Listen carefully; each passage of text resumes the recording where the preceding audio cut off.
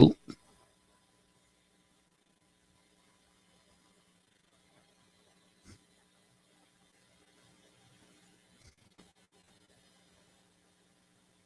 And here we go. Good morning, everybody. This is Redneck Steph here. Good morning. It's Military Mike. So how you doing? Busy day? We're fixing to see. Can't believe Scotty left me in charge. I know. I'm scared too. Now we'll be all right. Oh, no. I'm just saying I can put all of the redneck music in now. It could be a Redneck Steph Tuesday. There's nothing he can do about it. Which I'm sure he's upstairs listening. I know. Isn't it great when the patients take over the asylum? When So if coming to take me away. So if anybody's listening in or watching on YouTube, Steph is our chief engineer this morning. Yes. Yeah, she's doing the woosah.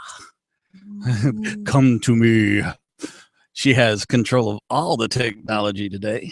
Yeah, even looking up a couple of stories on the thing, which he's probably gonna get after me about. Nah, it's okay. You know, we gotta talk about something. Exactly. God, there's a ton to talk about too. What about the weather? Did you get hit with the weather last night?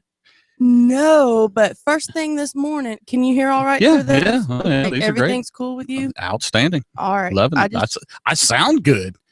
See, tell me this. They do. They sound good. And he says they're trash. I had my new Beats on yesterday. I finally got them Bluetooth synced up, and I was watching a movie, and I was like, these are okay, but wow, these are pretty good.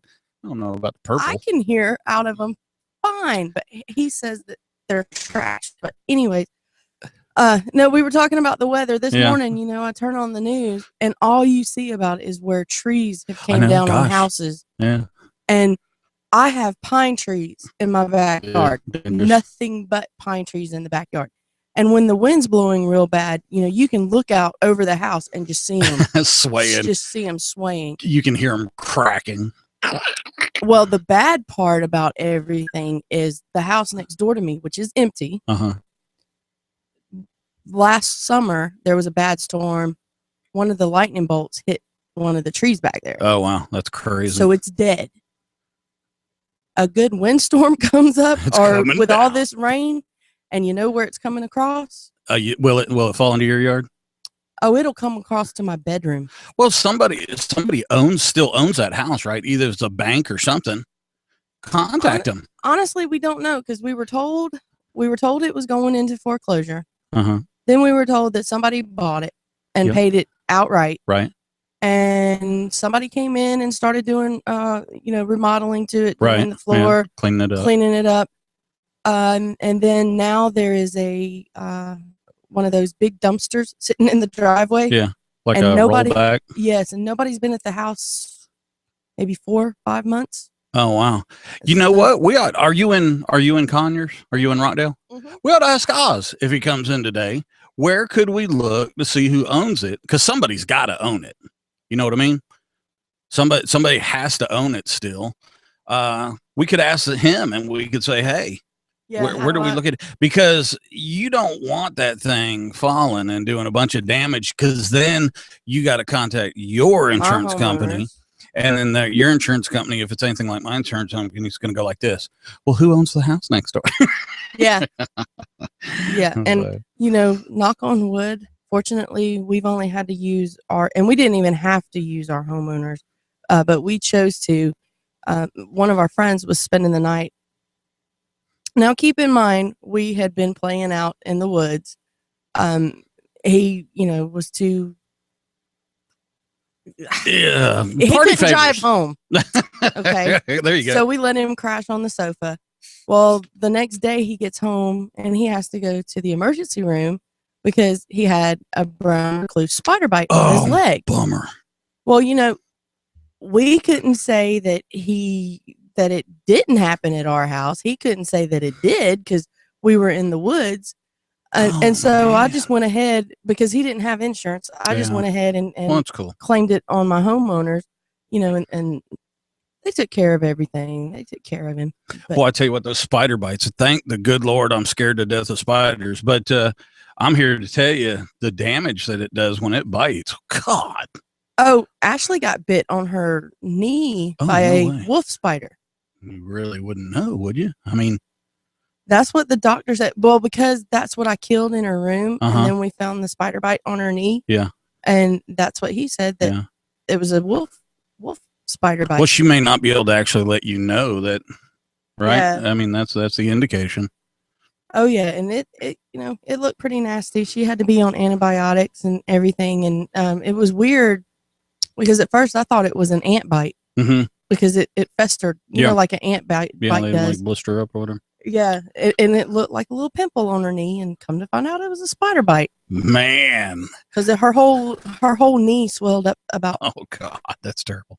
Yeah, that's terrible. Swelled up. Well, you know, the getting back to the weather, I love, you know, the whole weather thing. Being a pilot, you really get a lot of exposure to studying the weather, so I kind of dig it. And I got this little in-house weather station, and I got the little glass tubes, you know, that show the barometric pressure and junk. So I'm sitting there watching it, and all this stuff is going up and down all day, and I'm like, wow, we're gonna get crushed, man. We're just gonna get nothing, man. We had beautiful sunny day. It was like 75 degrees. It was beautiful. Now driving down to the station this morning, whoa, on Georgia 20.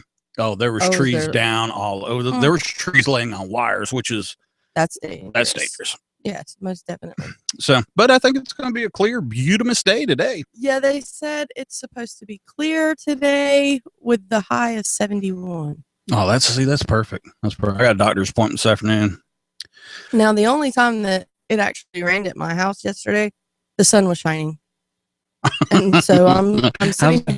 I'm sitting here listening to stuff, and I'm like, is that rain? How do you do that? What do we call that when we were kids? The devil beating his wife. That's what it was. That and bowling, you know. I know you and I have been associated with bowling our whole lives, haven't we? Yeah. We were talking about that one day. I used to bowl with Guy Sharp's son, Butch. Yeah. You know, over at Suburban Lanes. God. You know, they say that they're closing that down. Oh God, how could it still be open?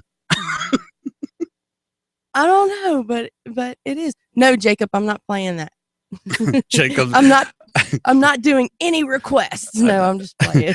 Jacob's probably going to be playing little devil's advocate day, try to get us in trouble. Now that's funny. I just got a picture. I'll see if I can put that on the fun page if somebody else hasn't. Oh, wow. Says hillbilly. Ooh, that's kind of scary looking. Okay, here comes the boss. Everybody straighten up. Am I doing something wrong? AT&T just showed up and was fixing to rip everything out and install. I'm like, oh no!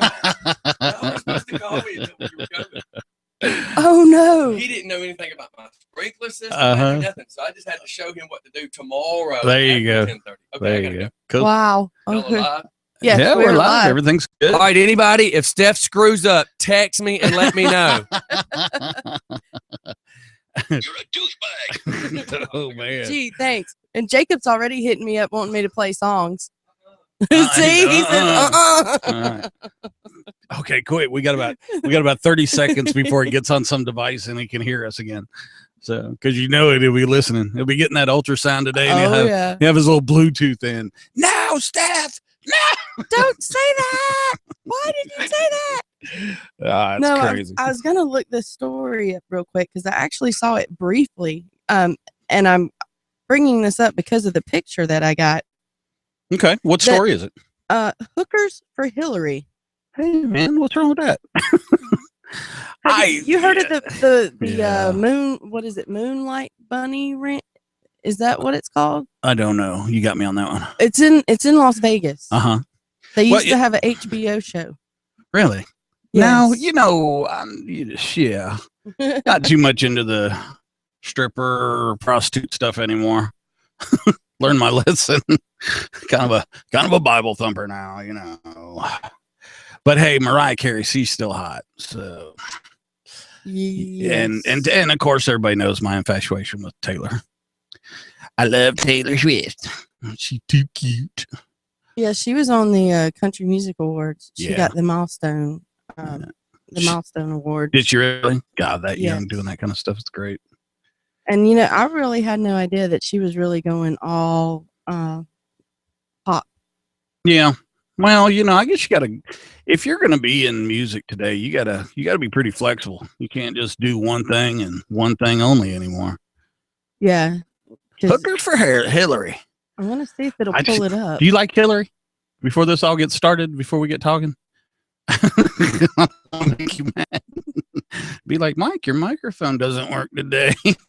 No, I really, there it is right there. Very first thing. I really don't care for Hillary. It has nothing, for me, it has nothing to do with Democrat, Republican, any of that stuff. But you know, she was already in office for 8 years. So, and then Secretary of State, man, that's an important job. I got some pictures of her when she came to Kabul. We were over there doing some protection work, and she came in. It was so funny because everybody's phone started ringing right as she landed because it was a surprise visit. So, but I'm behind her 100%. What's the name of that place? Moonlight Bunny Ranch. Moonlight, cool. It's out in Nevada, which, you know, that's where Las Vegas is. But yeah, it's a brothel house. Yeah. And it was on HBO, but now they're all getting behind Hillary, and they're calling it Hookers for Hillary. Well, I guess, you know, it's really a Uh-oh. Oh yeah, you thought I was gone. The boss found us. We can't hear you. He hasn't been gone 2 minutes. We're already talking about hookers. I knew when I went upstairs, I heard Mike go, "Hurry, we only got about 30 seconds." I was like, yeah, you wait till I get in that car. Well, we turned the show in a different direction this morning. We're going to talk about hookers. Well, you know, as long as it's before 8. But it's not actually in a bad way. It's that Moonlight Bunny Ranch is having a thing called Hookers for Hillary, where they're all behind Hillary Clinton. Yeah, so it's not a bad thing. I'm sure they are behind Hillary Clinton with some strap-ons. Oh my God! Now, there, you ding the bell on that one. You took it nasty. See what happens? That's I probably should have said that. God forgive me. That was. Oh my gosh. Well, listen, I'm fixing to go into the doctor's office so they can tell me that something's wrong with my liver. Nah. And quite frankly, if I'm going to have to give up milkshakes and I'm going to have to give up ice cream, then I'm going back to vodka and Kool-Aid. And then they're really going to bitch about my liver. Nah, you'll be all right. You're going to be fine, I know. Man. It's just funny. It's like when they freaked me out and made me think that I had testicular cancer. And I go in there and they say, "Sir, you just have fluid around your sac." And my wife's like, "We can take care of that." Oh, man. That poor thing. She's not with you today, is she? No, she's actually upstairs asleep. Good deal. She don't go to work till noon. All right. All right, y'all. Well, I'm out of here. I'm sorry I had to leave y'all to get the show started so early. Problem, I had to go deal with that AT&T guy. But all right, everybody. Y'all have a good show. And if I can answer the text messages, I will, because I'm sure people are going to be narking y'all out for doing stupid stuff. I'm sure. Oh, yeah. We're counting on it. Yeah, you know how tattletales are. The guru's going to keep up with you. Oh, already has. Yeah. Oh, yeah. And you know, you know how the tattletales are anyways. Tattletale, man. Did you just call Jacob a tattletale? No, we're talking about doing a live remote from Tattletales. Oh, yeah. Tattletale. Well, that's different. We got a bus for that. All right. Yeah. All right. Well, let me get out of here. I will see you fellas later on. And I'll see you. Okay. I'll see you in a little bit, Steph. Yeah. You. Bye. Bye. Now it automatically answers. Okay. I know. I saw that. That could be dangerous. Oh yes, and it is dangerous.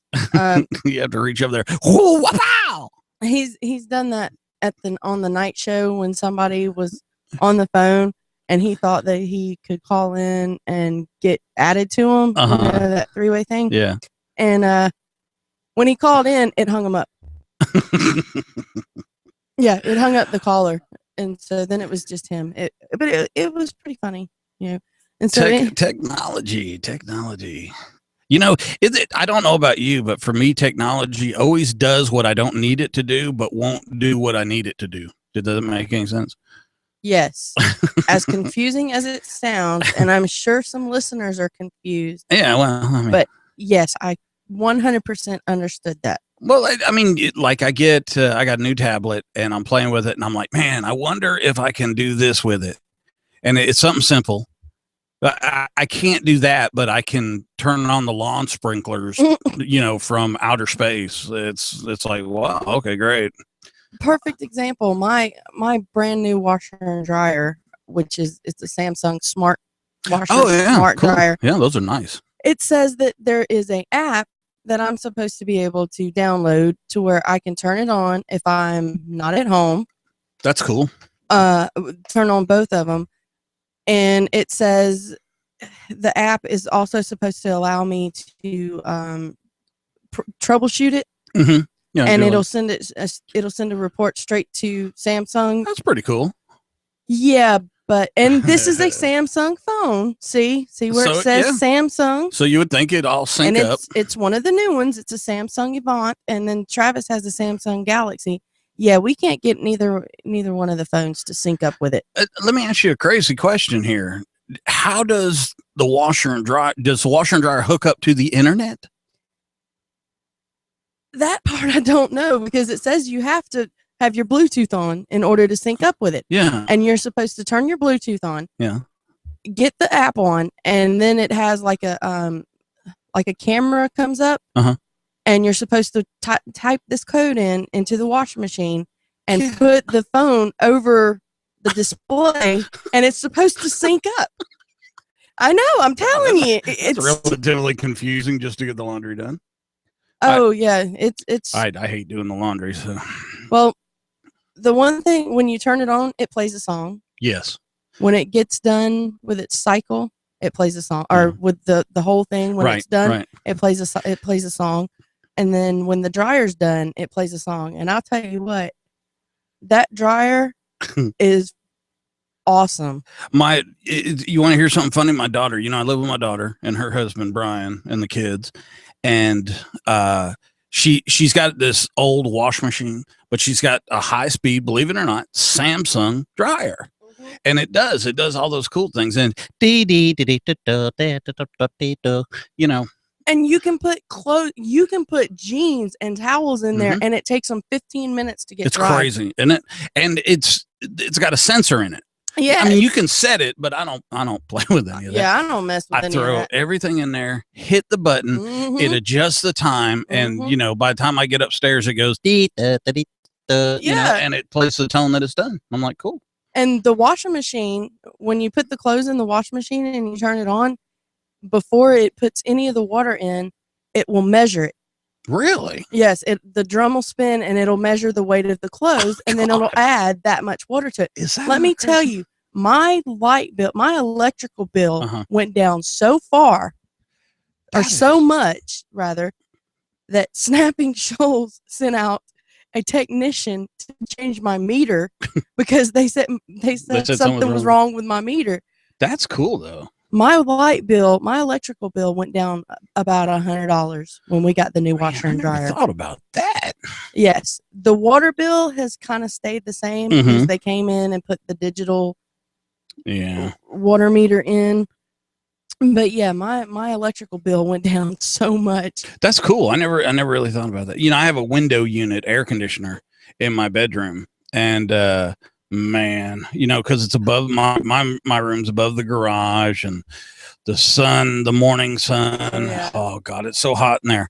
But I think I'm probably have to buy a new air conditioner this year. Oh yeah, I know we are. Yeah, I got a new window unit. Excuse me. Because an old window unit, it'll keep it cool, but it'll run that electricity bill through the roof. So. Oh yeah, and they freeze up, or at least we're having a problem with ours freezing up. The window unit or the big unit? The window unit. Well, the big unit, I need a new air conditioner. We just haven't had the money to. Well, we have any listeners out there that like to donate a brand new air conditioner so that Stephanie and the babies and Travis and everybody's all happy. Please call in now. Yeah, I wish. But we ended up getting 3. Our neighbor gave us 2 window units, and then we bought another one. And the 2 that he gave us, they're very old, so they of course they're going to have to be replaced before the one in the bedroom does. But the one in the bedroom, in our bedroom, which is the brand new one, like maybe a month after we had it, the sucker froze up. No way. Yeah, and I didn't think they were supposed to do that. There's some specific formula or algorithm that you're supposed to use to figure it out. You know what I really want? You know why I want a new one? I worked in a pawn shop, right? Yeah, man. That's got the remote. That's what I was going to say. I want the remote, man. Let me tell you. How cool would that be? Laying in bed. Well, no, I want to be able to do that so I can mess with Travis like I did with. We have AT&T. AT&T has an app that you can put on your phone where you can change the channels. Yes. You can pause it. You can fast forward it, whatever. And you can do all of this from a separate room. Oh, man. I know what would happen here. So Travis is in there, big NASCAR redneck watching Travis. He's in there. I'm in Ashley's room with her. And I get my phone and I start messing with the race. I pause it. And he's like, what's going on? He sits there for a minute. He doesn't say anything. I unpause it. So, I hear the race going again. I let it go a few more minutes and it's fixing to be at a wreck. And so I pause it again real quick. And he says, Step, you need to call AT&T. I said, why? What's going on? He said, the cable is freezing up. You need to call AT&T. I can't finish watching the race because the cable keeps freezing up. Oh, wow. I'm just laughing. And Ashley, of course, is laughing because she's seeing me do it. So I tell you what, the only time I did that was, the minivans, you got a minivan. But this one that we had, you could change the radio station from the back seat. Yeah. And so my son was sitting up front and he was playing with the radio and I was sitting in the back and I was like, I'd change it. And he'd go, what's wrong with this radio? And I'd go, I don't know. It's acting up. He'd put it back on some stupid station and I'd change it back. And he was like, oh, this thing's messed up.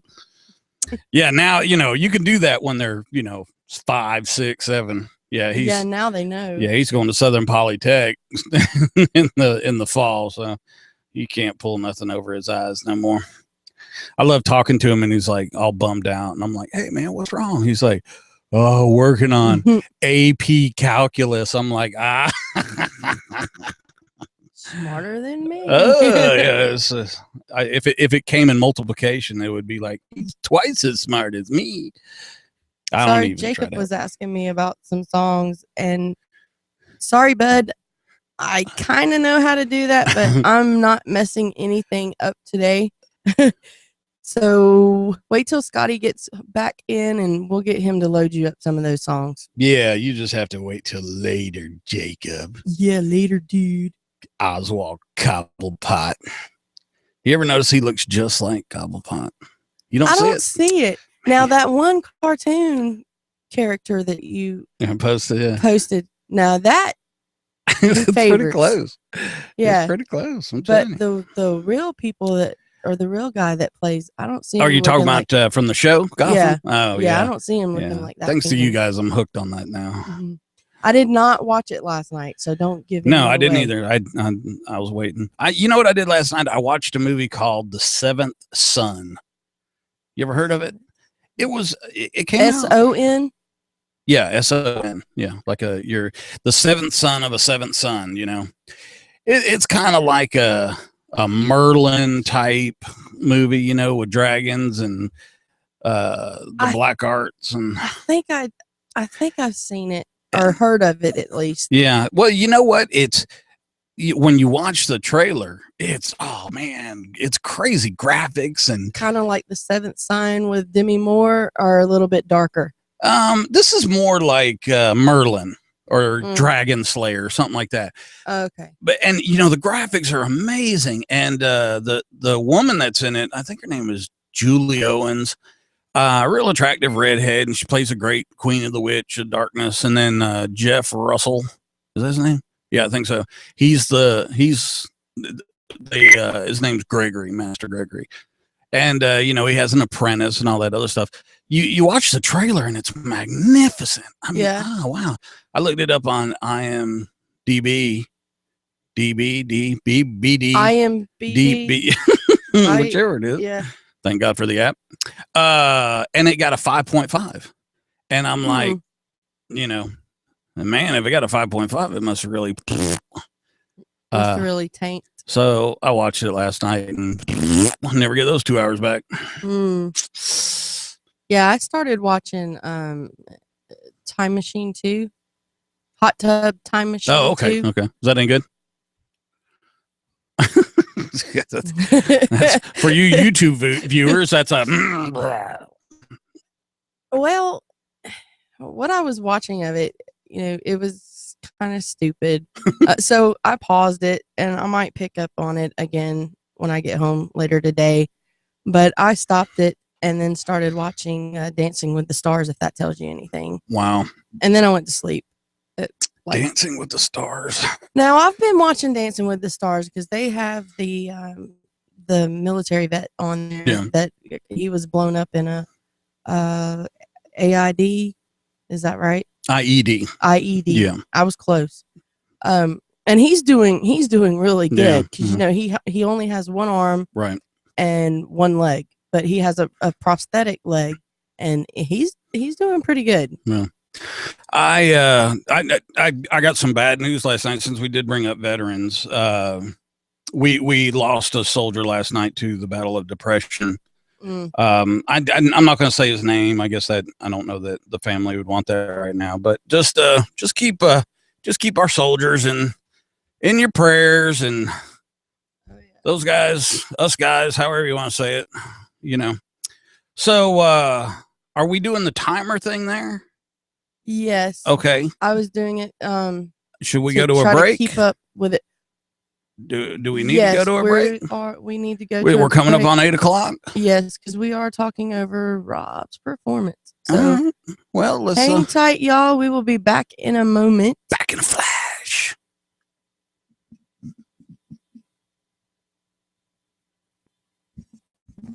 Are we there? Are we here? Why is it not going to the?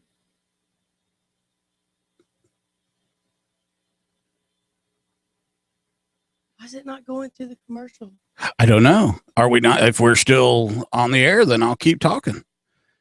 I'm sitting here reading some of these. I thought it was just supposed to go. Dun dun dun dun dun dun dun dun dun dun dun dun. Get ready for that phone to ring. Yeah, Scotty, call now, please. I was sitting there reading some of these comments. Hold on, let me put us back on live then, because it's not going. I don't understand why it's not going over. There we go. Okay. I got it figured out. Cool. Whew. So the real I have to double click when yes. Apparently I have to double click. Dennis Hoff from the Bunny Ranch. Really, the Bunny Ranch is illegal, and most of the girls have better educations than I do. Ava has 2 degrees from a major East Coast university. Don't judge all hookers by the illegal sex trafficked girls in your city. God. Yeah, I don't even know how that came up. Well, you know. I was trying to get back over here to the Bobby Christina thing. There she is.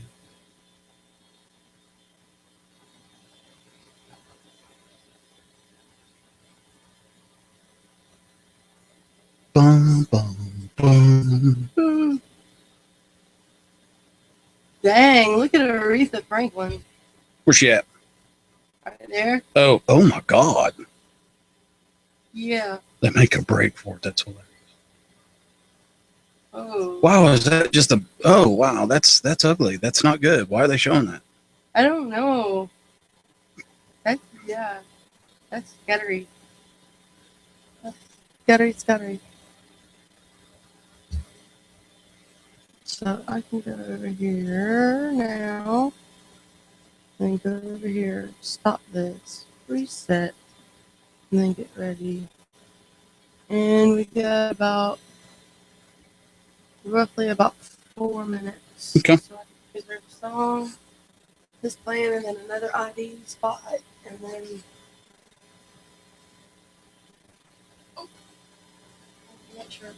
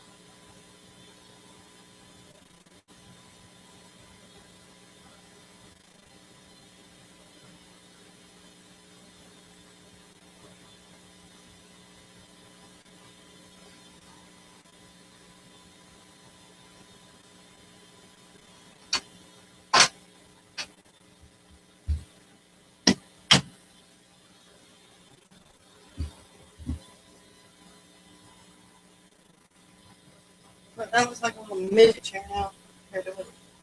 Yeah.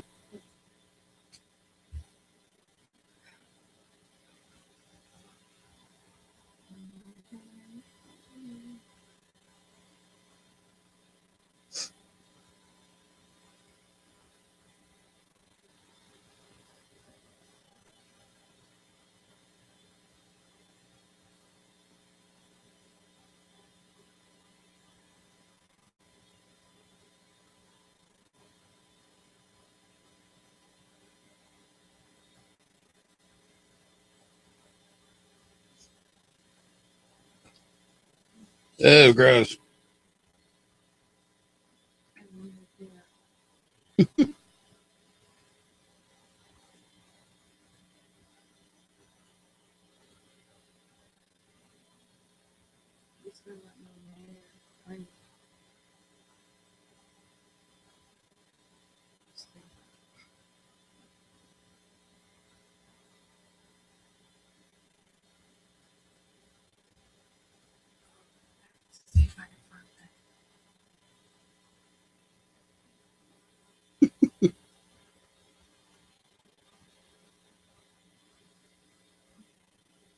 Okay, we got.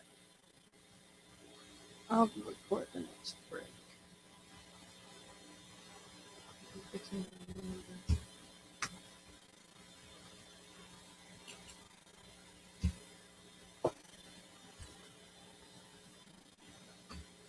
Just tell me what you need me to do. I had to make sure I had these on the right ear. Oh, okay, we've got. Well, he loaded a bunch of Nope. There we go. All right. We're back, everybody. We're back. So, Steph, the engineering stand-in guru there, during the break, she showed me a picture of Aretha Franklin. Oh my gosh. On TMZ, and quite frankly, I could barely hold my chocolate donuts down. Yeah, it looked rough. She did not age well. No, and neither did yeah, we're still at that. We're still before 8:30. Neither did her puppies. I'll just put it at that. Neither did the puppies. Those aren't puppies, man. Them look like them dogs. They look like them dogs that sit on the porch, you know, with their ears drooping up, basset hound looking thing. Yeah, the bloodhounds. Bloodhounds, that's it. Look like a red bone bloodhound sitting up there. Now, you know everybody's going to want me to try to pull this up. Man, that's bad. That's a bad picture. And you know what? They can't really blame it on the lighting or the dress. Or the dress. The dress is doing the best it can. Yes. I don't. But here's my thing. And I'm a woman, you know, of course. Are you? She knows, and I'm not trying to diss on her. Yeah, she knows that that's going on. Yes. Why wear a strapless dress? Well, you know, when you're a diva, you know, your whole world is different than the world you and I live in. Yeah, but still, come on now. Yeah. See, the way I look at it is she's like, I am so incredibly great and popular. I can do what I want. I can do what I want, and everyone still loves me. And yeah. Yeah, that's all I can say on that. So what do you think about Bobby there? Well, my buddy, Bobby Brown's saying that, you know, he released a statement at actually it was at a concert. I believe it was in Texas. That Bobby Christina was awake and was watching him. Well, Whitney Houston's mom, Sissy Houston, came back with a press release and said that Bobby Christina is not awake, that she's actually brain dead, and you know she has no idea why Bobby said what would say that. Yeah. Maybe he's trying to do the whole positive influence, conditional prayers. What do you call it? You know, positive thoughts. It's got to be tough. Oh yeah, I mean, tough. You know. Yeah, no doubt, because you know that's his baby girl, and you know there's no doubt that he's not wanting to deal with it, but you know, at some point. Yeah. Well, it says right there, the Houstons say that Bobby Christina is still on a ventilator. Yes. Where Bobby Brown was saying that she was no longer on life support or anything. Yeah. Well, when I met him, I wasn't that impressed. With Bobby Brown? Yeah. His brother, Tommy, was kind of his handler back then. And they pretty much, in Atlanta, in the club scene, they pretty much were in trouble everywhere they went. So they, you know, they wanted free drinks and they wanted preferential treatment. Oh, and, of course. You know, no cover charge. And, you know, I didn't mind helping out folks, especially if I thought it was going to be beneficial for the club, you know, for them to be seeing the club. But he always ended up getting kicked out. Oh, yeah, of course. From what I understand, he's been pretty much kicked out of every club in Atlanta. I could be wrong. You never know about these things. Yeah. Now, I'm guessing he still lives here in Atlanta. I'm not really sure. I know that was years ago that I'm talking about, but click on that picture of Mariah Carey just for giggles. Or do you want to? Yeah. That other story's coming up too with WSB. Yeah. So it's I tell you what, it looks like a beautiful day. Look at the sun shining. Oh man. Oh yes, it's supposed to be nice and pretty today with a high of 71. I'm telling you right there, Mariah Carey, baby. If you're on YouTube, we're looking at the TMZ picture of Mariah Carey, clearly influenced. Oh boy, she just always tickled my tail feathers, shall we say? Well, she's saying that she's never, ever, ever getting back together with Nick Cannon. She's crazy. She's crazy as a, what they call it. Hey, we have somebody coming in the studio. It's us. All right. Our first visitor of the day, right on time. 10 minutes fashionably late. No big deal. Oz Nesmith. We're going to get him hooked up. And do we need to move the camera, Steph? Are we going to be good? Yes, we need. Good mornings. Good mornings. Good morning. Look at that shirt, man. No, if he sits, sit right there, sir. If he sits there, we should be able to see him on YouTube. If anybody's watching YouTube, hopefully you are. Give us a call. Let us know. Bright orange shirt. Look at that shirt, man. That's my daughter's favorite color. She loves that bright Tony Stewart orange. Tangerine. A little tangerine going on this morning. That's right, buddy. Just got back from sunny Savannah. Oh, lucky you. And I'm feeling kind of citrus. Whenever I come back from Savannah, I'm always feeling kind of baroque. Yeah. I didn't mention that. I got all the juice squeezed out of me. You better believe it. I'm always a little hungover. Yeah. Now I stayed on one side, I took the ferry to the other side because everybody wanted me to get was it Divinity? Is it that one candy that's so popular? White candy that looks like a marshmallow? Yeah, I think it's Divinity. Yeah, that's the pralines. Oh God, those pralines are just that Savannah Candy Company, right? The one right there on the River Street. That's it. Well, you can't go. I guess they thought something wrong with that guy. He's going in the door, out the door, in the door. And in my mind, I says, well, he'll think I'm a new customer every time. So I keep putting my hand out for this free chopped up praline sample. How many samples? And he says, sir, we've got a bargain box over there. Wow, you just put me on blast in front of all the customers. What a way to say welcome to Savannah, Georgia. Yeah. You went the right time of the year, though. I mean, if you go in another month or two, it's going to be hot. You can't breathe. The humidity is like a wet blanket. Yeah, Travis and my brother actually both were down there working during the summertime, and we were able to go with them. Me and my sister-in-law and all the kids. Oh, and here's our illustrious leader again. Oh my gosh, she just also found me. They found alien baby that's been in here since like 1970. Yeah, told me not to burp too much. It might come out of my belly button. Well, no, it's not going to come out of your belly button there, boss. Trust me, it's coming out of the belly button if it comes out anywhere. But y'all get back to your show. Mr. Oz, I will see you in about 15 minutes. 10-4, sir. Oh, cool. All right, so he's going to be here in 15 minutes. Well, not only that, but looks like we're going to have an alien baby on the show. Yay! well, for me, it's it's Town Topic Tuesday. That's right. Yes, it is Tuesday, and we're trying to rock and roll and get everything in place as we move forward here in Rockdale County. So let me say good morning to all of our listeners here at Just for Fun Radio. Things are really picking up. This is that time of the year, Stephanie, when things are really busy. There's a lot going on.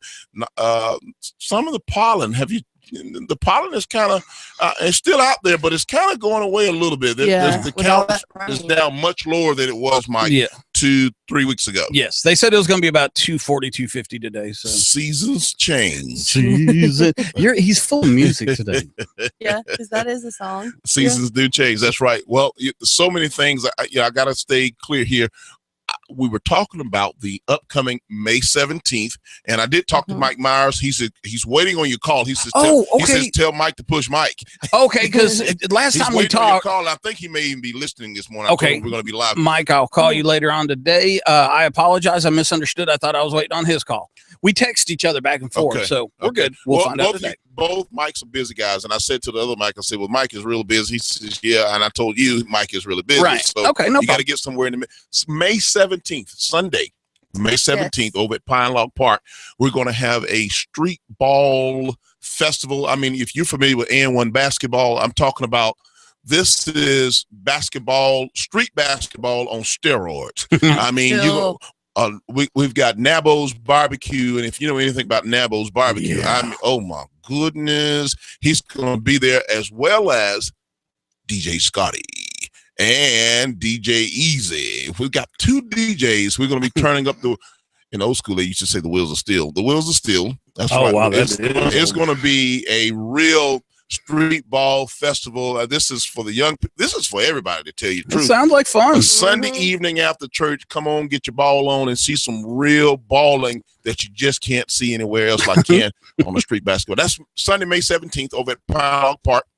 And we're asking everybody to come out and be a part of this thing. Absolutely. And don't forget, before that, though, May 16th, we're going to be having that Boots to Bullying. That's right. That's the day before. Yes. Oh, my goodness. I've had a lot of feedback about, parents are really excited about it. People in school system are excited about Boots to Bullying because it takes an entire village to get out and get involved with what's going on. So Just the Fun Radio is embracing this. In fact, we're giving it a bear hug. So yes. Saturday, May 16th. Yes. Boots to Bullying. That's right. We're going to give bullying a boot. Oh, yeah. Absolutely. And the guys will be here actually Friday. Lobo and the guys that's heading this up, the OTWF, they'll be here Friday. And we, of course, will be talking about it more with them also. Cool. That's right.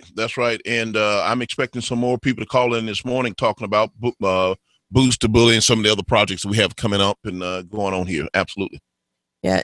And I actually found out yesterday that on May 15th, for the special needs kids here in Rockdale County, they're going to be having a prom in the pavilion, and the salon, the hair salon next to it. What is that? Allie Roberts? Oh, Allie Roberts. Oh, my God. Isn't that cool? Let me tell you something. If you've not met Allie and Joseph Roberts, these are the coolest folks in town. She's beautiful. They've got a beautiful little baby. This salon is a rustic, old school building. This used to be the old Ford building there in Old Town Conyers. She's going in and she still have bricks, and they've given an upscale flair to this rustic building that really looks good. Great people. Absolutely. Yeah, and they are taking it upon themselves to do this prom for the kids. And as far as I know, it's for all of the Rockdale County high school kids that are in special needs, in the special needs programs, so they can have their prom. I'm going to try to get her on the show, or get someone from there on the show to tell us a little more about it, because, of course, I want to be involved with it because of my daughter. Right. And, anything that we can do to help them get the donations that they need of food and decorations and all. And, we want to get on board with that and try to help them. And we need as many people in the community to come out. And I think this is no question, no doubt, a very worthwhile cause. Absolutely. And we commend Allie Roberts and her entire staff, Joseph Roberts, her husband, and all of the people in and around the Old Town area and all over Conyers who are getting involved with this initiative. This is something that's going to be very fun and exciting for the kids to get involved and to include them in something of this magnitude, where you got to imagine in many other areas they don't get to participate in something like this. Right. This makes a big difference. Town Topic Tuesday. One of the things that we're going to be talking about is the whole thing that's going on about the citations of different department heads inside county government. And I'm not talking about the obvious people that can write you a citation, like the sheriff's office. We know that. Yeah. The fire department has a marshal. He can write you a citation, and of course, code enforcement. Right. But then there's a whole list of other folks that the chairman has come up with that they're authorizing, or they're wanting to authorize to be able to write citations for various different things. And yes, I've had a lot of calls, Stephanie, a lot of emails, and people looking at me the way you kind of looking at me right now. Like, okay, now, what is the water department? Why would I get a citation? So this is a very interesting topic right here. I've not had to do a lot of talking about it because, Mike, the citizens are talking about it. You're seeing it all over the newspaper and the citizen poll, and they're voicing their own opinions. And, one man said, what is he doing? Trying to create his own militia, his own army of folks. So anyway, that's going to be quite interesting. It's coming back up on next Tuesday, which is the 28th. It'll be back before the Board of Commissioners here in Rockdale County. I think we need to allow the sheriff's office to do their job. Right. And just imagine, Mike, let me just ask you this question with your thinking cap on. What happens at the mall when the security guard apprehends someone? Who does he call? the cops. Well, yeah, exactly. That's my point. Next item, please, because he's going to call the police. Yeah. So if you hire a security guard out in the parks, a whole different topic. If you hire a security guard to go out there and patrol the parks, and he catch someone vandalism and doing whatever they're doing that they shouldn't be doing, he's gonna apprehend someone, and that's a problem. You put him in a liability situation. Absolutely. And then he or she gonna have to do what? Call the cops. Call the sheriff's department. Correct me if I'm wrong. When you become a police officer, you go through all this training to know how to shoot your gun correctly and where to aim and everything. But your average Joe security guard, they don't have all that. Well, they have in the state of Georgia, there is a 40-hour course that they're supposed to take. Keyword supposed to. Yeah. I'm sure there's a lot of pencil attacking going on there. Have you seen the average security guard lately? Have you seen what he looks like? You know what it looks like. Yes. Can you describe what let's be real. Yeah. Overweight. Okay. Easy. I'm joking. What demographic? What age group? Well, here now there's a big push Average. now. I'm gonna throw a curveball because you guys know that security is my thing here. Generally, it was big, heavy set guys like me, my age, white or black, either one, right? But it's changing now to a college demographic of about 21 to 35, and you know where they're from? Zimbabwe. They're from Sudan. Disconnect. But see what it is Disconnect. yeah, they're all, they come here and they sit at those booths, those kiosks. The only one from Sudan that could could say anything to me back in the day, and he scared the hell out of me, was Abdullah the Butcher. The big man from Sudan. There's a lot of folks coming in. It's an easy job, and you can get $8 to $10 an hour to just sit there. And they work on their college. And if they cuff money for that, they got to hold you. Until who gets there? The police. Right. The police and there could be a big problem, because I can imagine several people that I know who would say, okay, like, really? Well, you're going to take my beer? Really? You're going to hand me a citation? Really? Here's the thing. As a security guard in the state of Georgia, you really don't have any other or more rights than anybody else. So it's a citizen's arrest. Exactly. It's a citizen's arrest. Yeah, and look at alien baby? It was like 2 weeks ago, maybe in the news, where the security guard shot at the vehicle. Yeah, you can't do that. That he said was trying to hit him. No, but there's video that the vehicle was not trying to hit him. Well, even if it was, you can't shoot a weapon as a civilian. You can't shoot a weapon at a vehicle, even if it is trying to run you over. But a police officer can. Well, let's go a step further. Let's not just talk about security guards. Okay, there are a few good security guards out there. I mean, let's not beat up on them. Let's not bash security, because they have a place. Okay. Yes. Let's talk about the 73-year-old reserve officer who went out on a hot call and thought he was pulling his taser and pulled his weapon. Oh my God. Okay. I mean, so the point I'm making here is we need, as I began this conversation, to continue to allow our very well capable and competent sheriff's officers to do their job and leave those particular situations for them. They're trained, they have the liability, they're bonded, they're licensed, they've been peace officer standard and training through the state of Georgia. Let's stay in our rightful places. So back to what I was saying about county government and being able to write citations. But in addition to that, our Parks and Rec department is talking about creating a maintenance and security coordinator. So in other words, this guy is going to be cutting grass, and he's also going to be wearing a badge.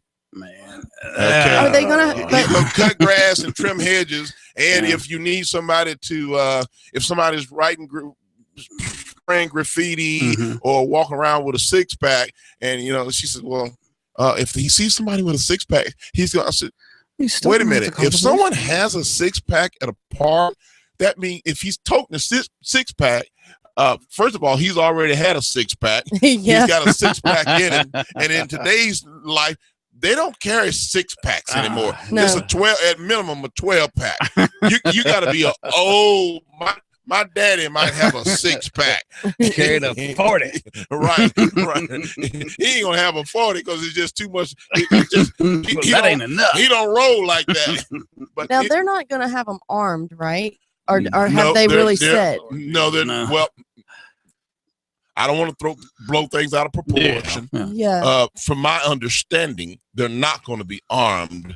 But okay, what are you going to be cutting grass and trimming hedges and blowing leaves and patrolling at the same time? You're trying to get 2 birds with one rock, but that's not going to happen in this particular case. We really need a maintenance person to handle the maintenance out there, right? Okay, and be dedicated to just that, right? And we probably need 1 or 2 security personnel, i.e., sheriff's deputies, who are assigned just to. And we're really talking about the South River Park in South Rock. I don't know if you all have been out there or not. This place is gorgeous. Oh yeah, it's beautiful, serene, tranquil place that you can go and walk and just spend time. It's God's country, to tell you the truth. But people find places like that and they go and do wild and weird things in the woods. And it could hey, that's what Stone Mountain was founded on. The park was founded on that. I don't want you guys to give up your park secrets. Okay? Somebody said home is where your park is. That's right. I used to grow marijuana on Stone Mountain Park. Hey, whoa. Hey, back then it was legal. No ideas, please. No ideas.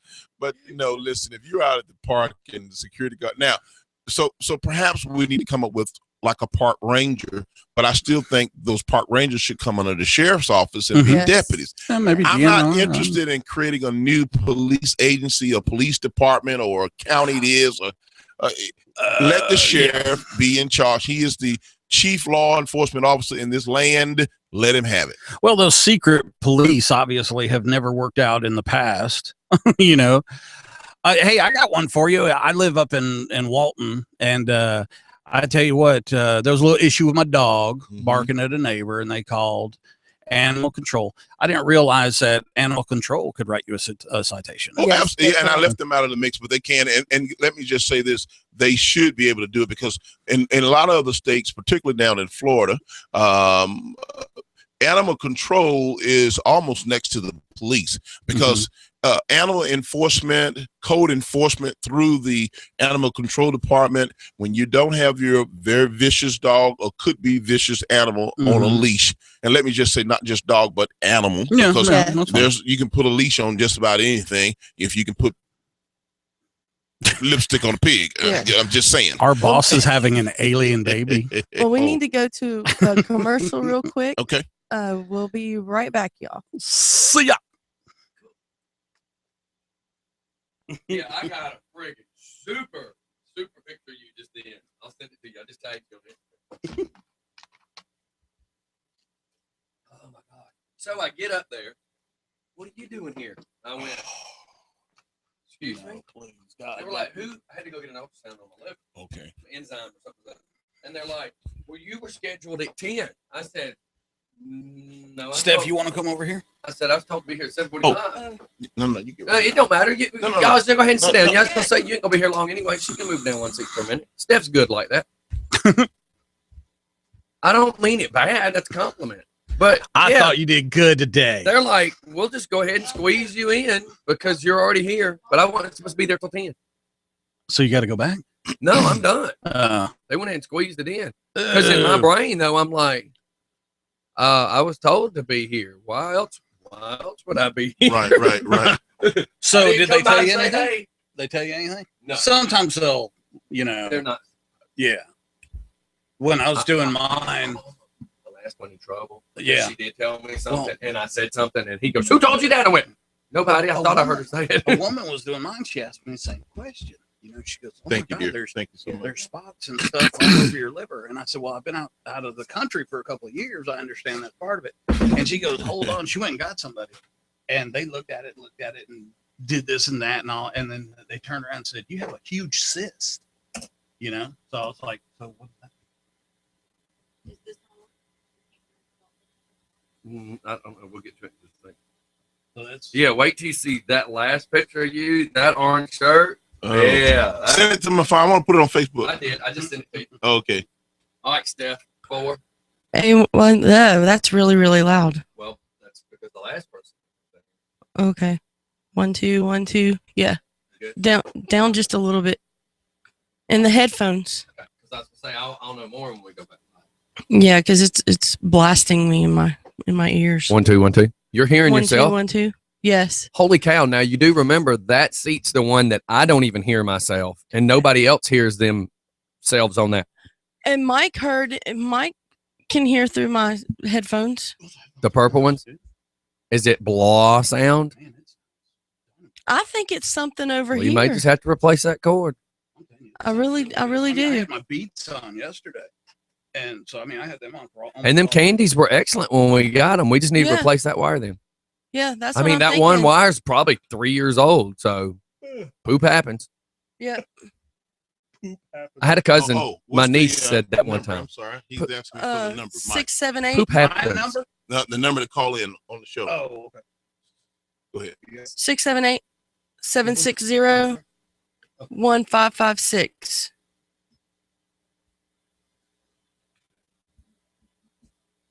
And look, the biggest reason I didn't mean to call and interrupt y'all when I was leaving the doctor, but they all know I have the show. So none of them knew how it worked. And I said, well, hold on. Let me show you. 6, 7, 8. 760 1556. 1556. So the cool thing is now they may be wanting to download the app. So Oh, do I need to fix the camera, right? yeah, hold on. I'll sling it over there. How long you staying, Oz? I'm gonna be here this morning, probably about 9:30. Oh yeah. Go ahead, fix it. How far you want to go? All you gotta do really set it down and just start raising it up. Are they trying to drive? Start with the bottom one. No, it's not about revenue thing. I think it's more about Just for fun. Tighten the bottom and go to the top. Yes. Hello. Hello. Hey, this is Michael Myers. I was calling in. Oh yeah. I'm listening to y'all on the radio. Yeah. Oz just sent you the number. Yeah. Yeah, hang on. We're on commercial, but the video can still hear you. We're actually setting video now, or I'm trying to get Stephanie to learn how to set video, which is all a task all by itself. Would that be Redneck, Steph? Oh, and she is like right now. I'm telling her how to adjust the knobs on the tripod. Tell her I'm Redneck Mike. Oh, he said he's Redneck Mike. She can't hear you right now, but she's right now. I think she's trying to find some duct tape, and I'm just like, you don't need it. It has a screw on it. You just tighten the tripod down. You need to pull it back a little bit, Steph. No, duct tape works for everything. Oh my God! Don't encourage her. Oh my God! When you get on the phone, Steph, this is bad.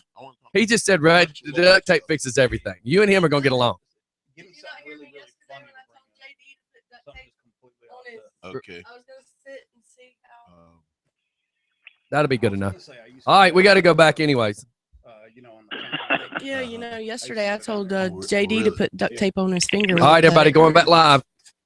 All right, everybody, we're back. It's pandemonium up in this joint. These headphones are too you got to put big. your headphones back on. So on the phone, we have, did you say, is it Michael Myers? Michael Myers. Sorry. Redneck Mike. No, I'm out of here. but he says he's redneck, and I was just joking. Yeah, but I'm Steph's cousin, Redneck Mike. Oh my God. Redneck We were Michael just Myers. joking.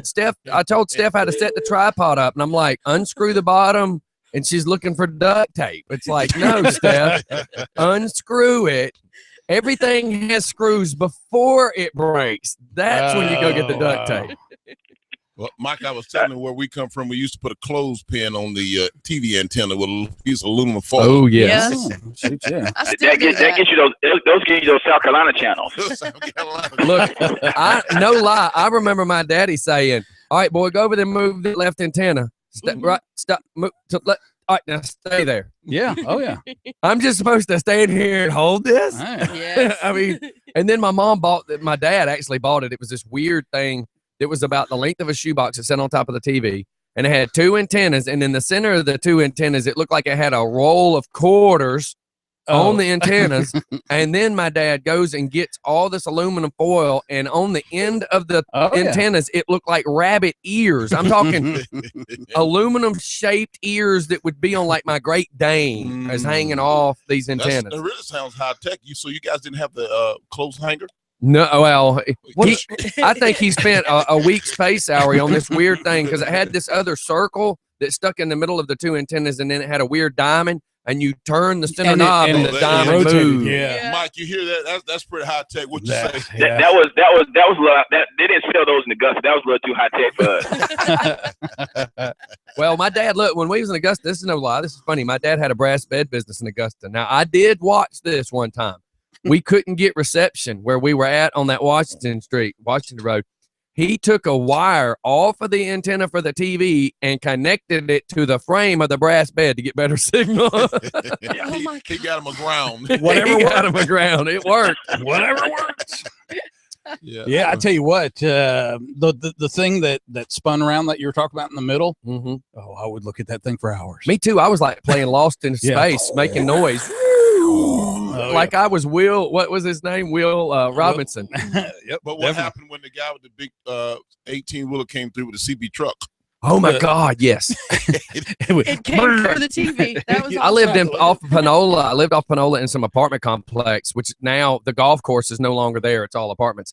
But the back of our apartments, you could hear and see 18-wheelers shooting down the road. And all of a sudden, in the middle of the Saturday morning cartoons, you hear, "Yeah, we got a Smoky down on the left." And I'm thinking, where did that happen? Well, Mike, you can tell him about how it used to be at the church down there on a Sunday morning. The preacher be preaching his heart out, and somebody just cut in right between. And the guy said, "Breaker, 19." yeah, especially down at Thankful in Augusta, right there by the police station. Right through the intercom system every Sunday, it would happen. So, Michael, so I'm assuming you and Oz, good buddies, been friends for years. I have the unfortunate pleasure of knowing him probably all my life. When I was a young man, because Oz is a whole lot older than I am. I always tell people that. I don't care what nobody say. That's my story, and I'm sticking with it. That hurt. And he some dirt slinging right there. We we had programs in the church, and Oz was always and truly he's not that much older than us, but Oz started out at a young age. Even on the police department down in Augusta, so he was always a mentor for us, for guys that were younger, and we could always look up to him. So he was always involved, and still to this day, but always involved with the church. So he was always there to do stuff with us, whether it was bring us to Atlanta to take us to games or take us camping. You had BTU and Royal Ambassadors and all these different church groups that would keep us involved in things, and Oz was always there. So he was somebody that was either like a big brother or uncle to us growing up.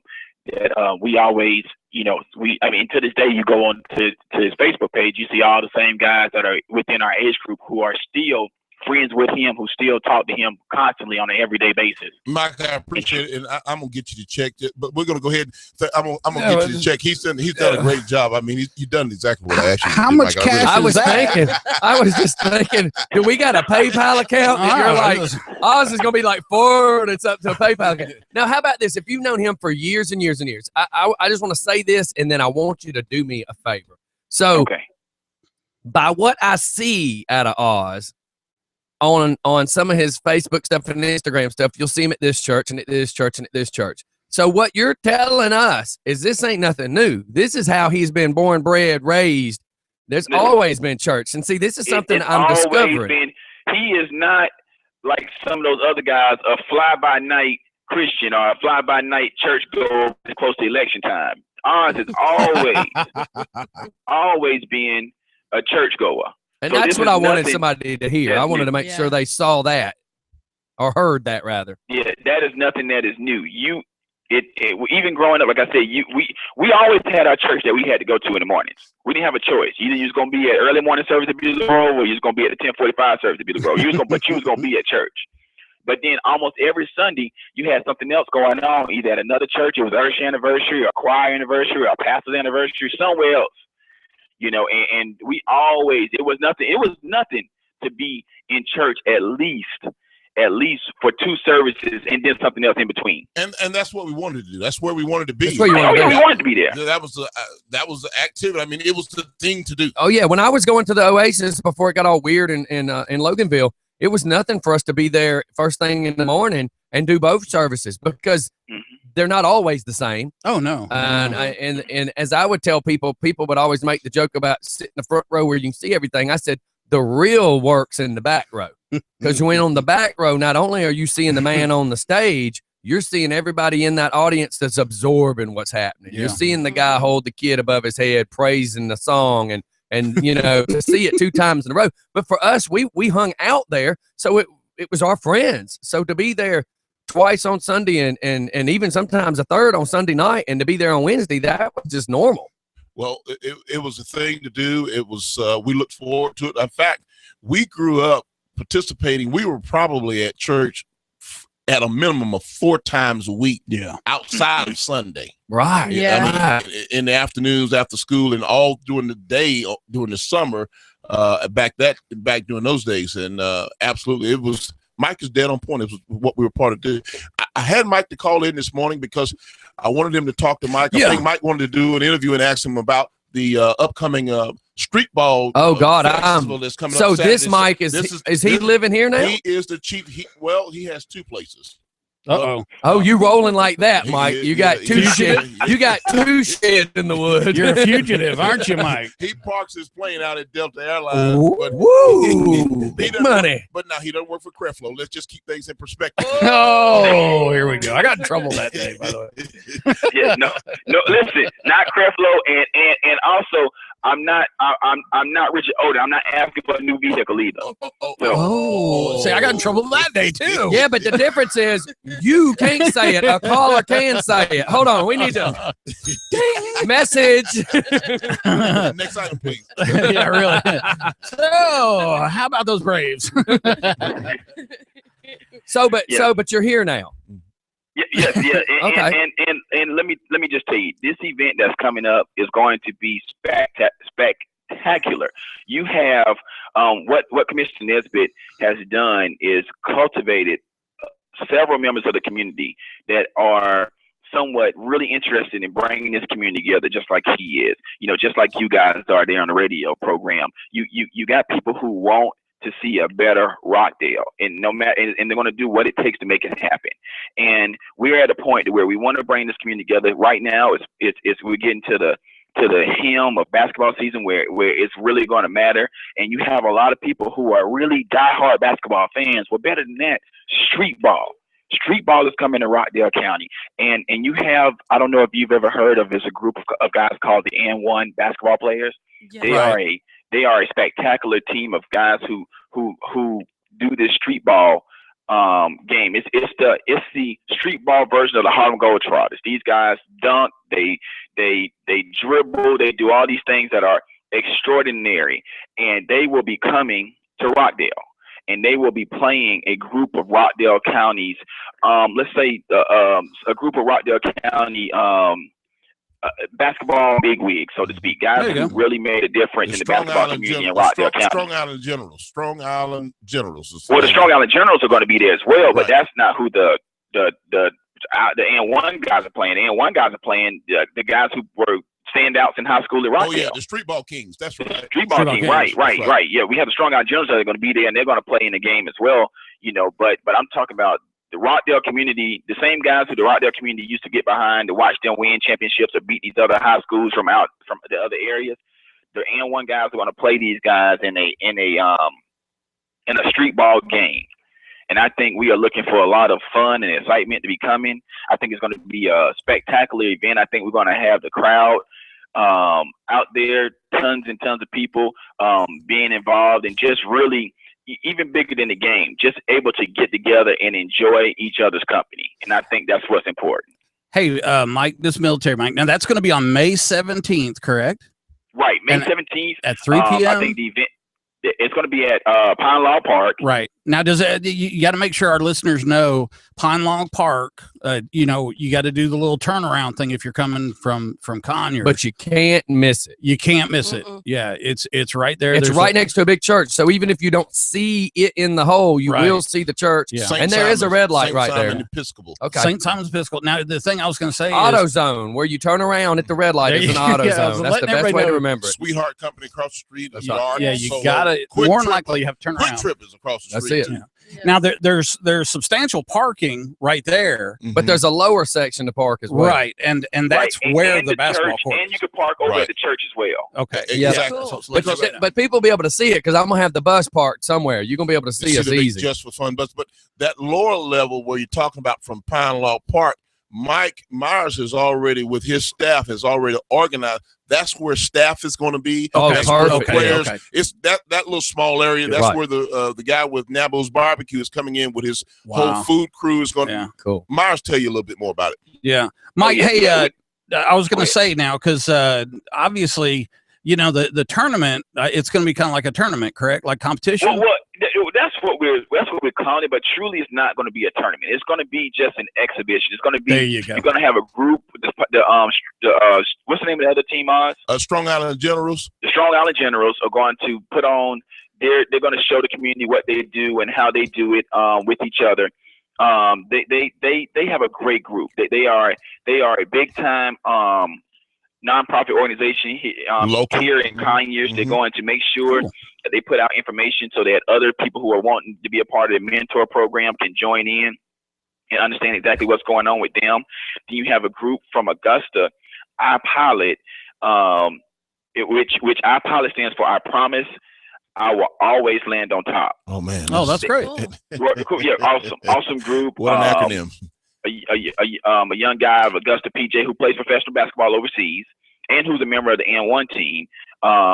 His group will be coming up. They're a nonprofit who put on a mentorship program that's founded in Augusta, but actually serves the entire Southeast.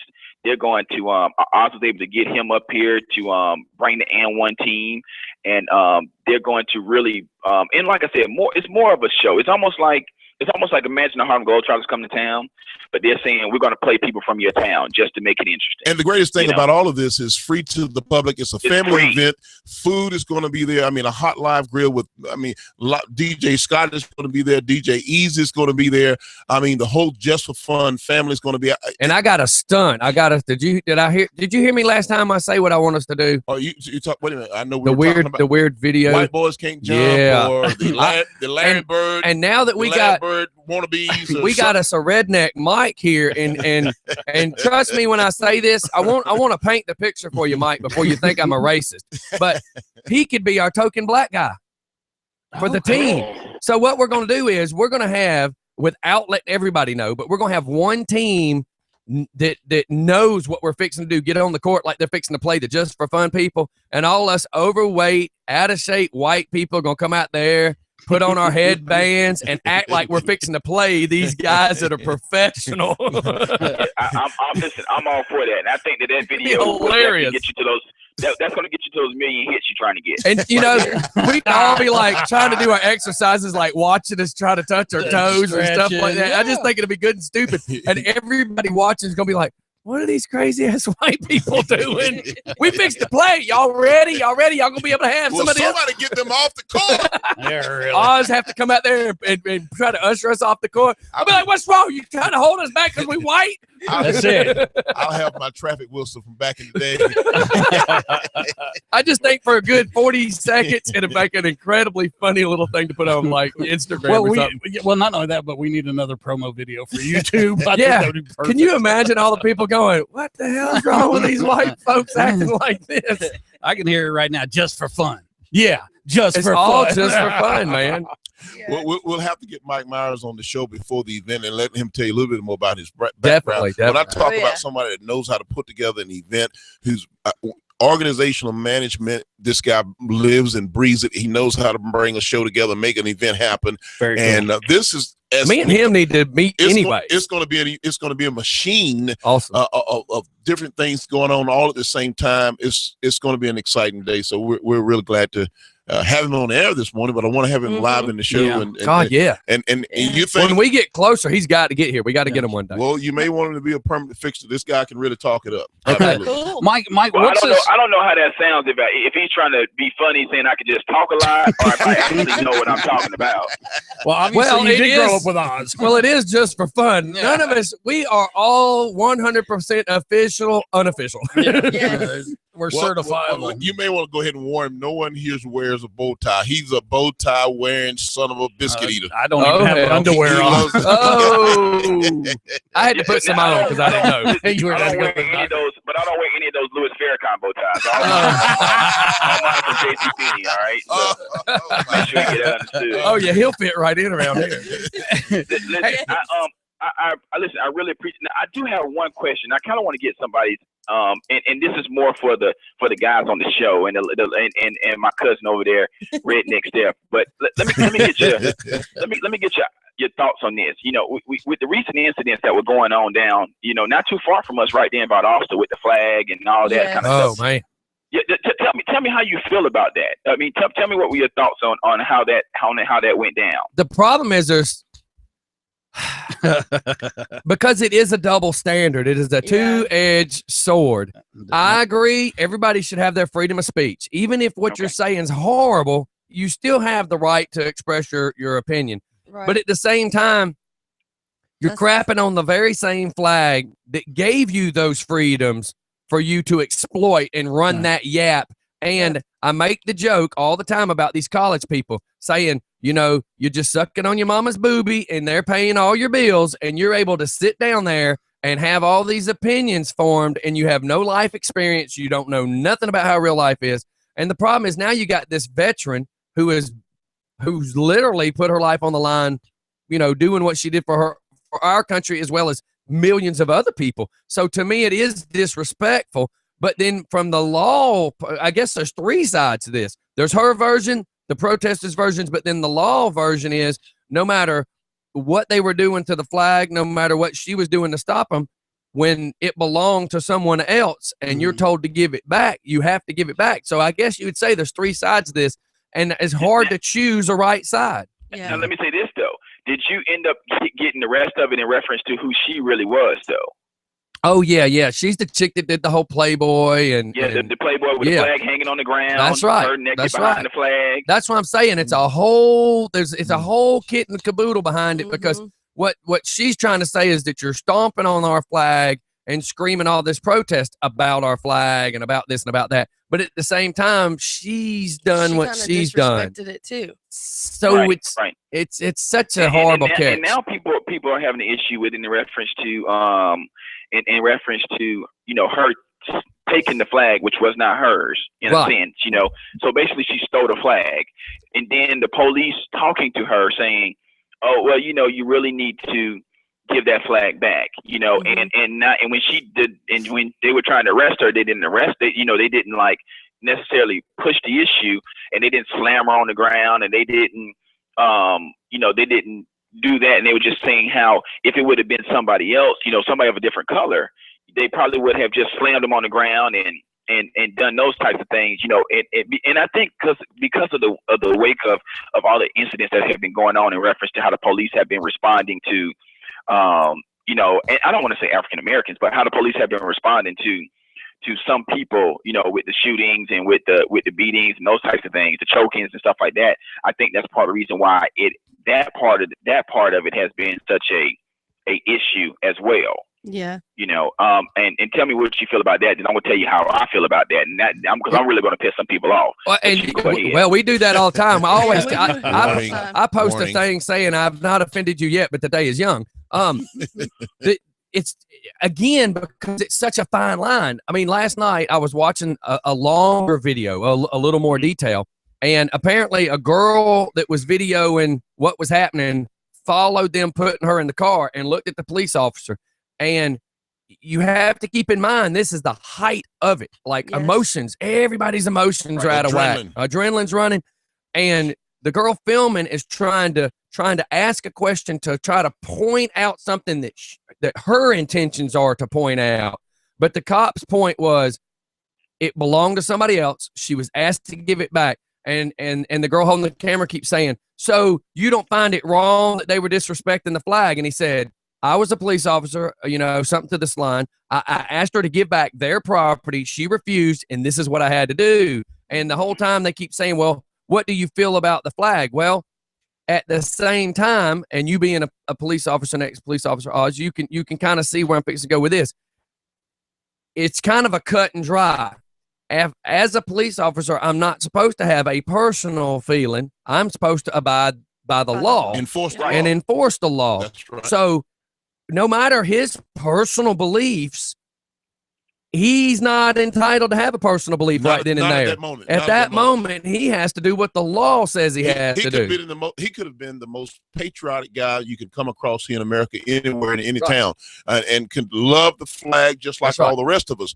But at that moment, that particular flag itself belonged to somebody else. It was property, personal property of somebody else, and she had taken it. That's right. You can't take someone's, that's like coming here and going in your garage or something and taking something out of your garage that doesn't belong to me. So for that, she was wrong. That's right. Okay. So the law enforcement had to enforce that thing. That's right. Now, asking him the question, whether he refused to answer or not, but sir, yes, she's wrong for that. But how do you feel about the flag?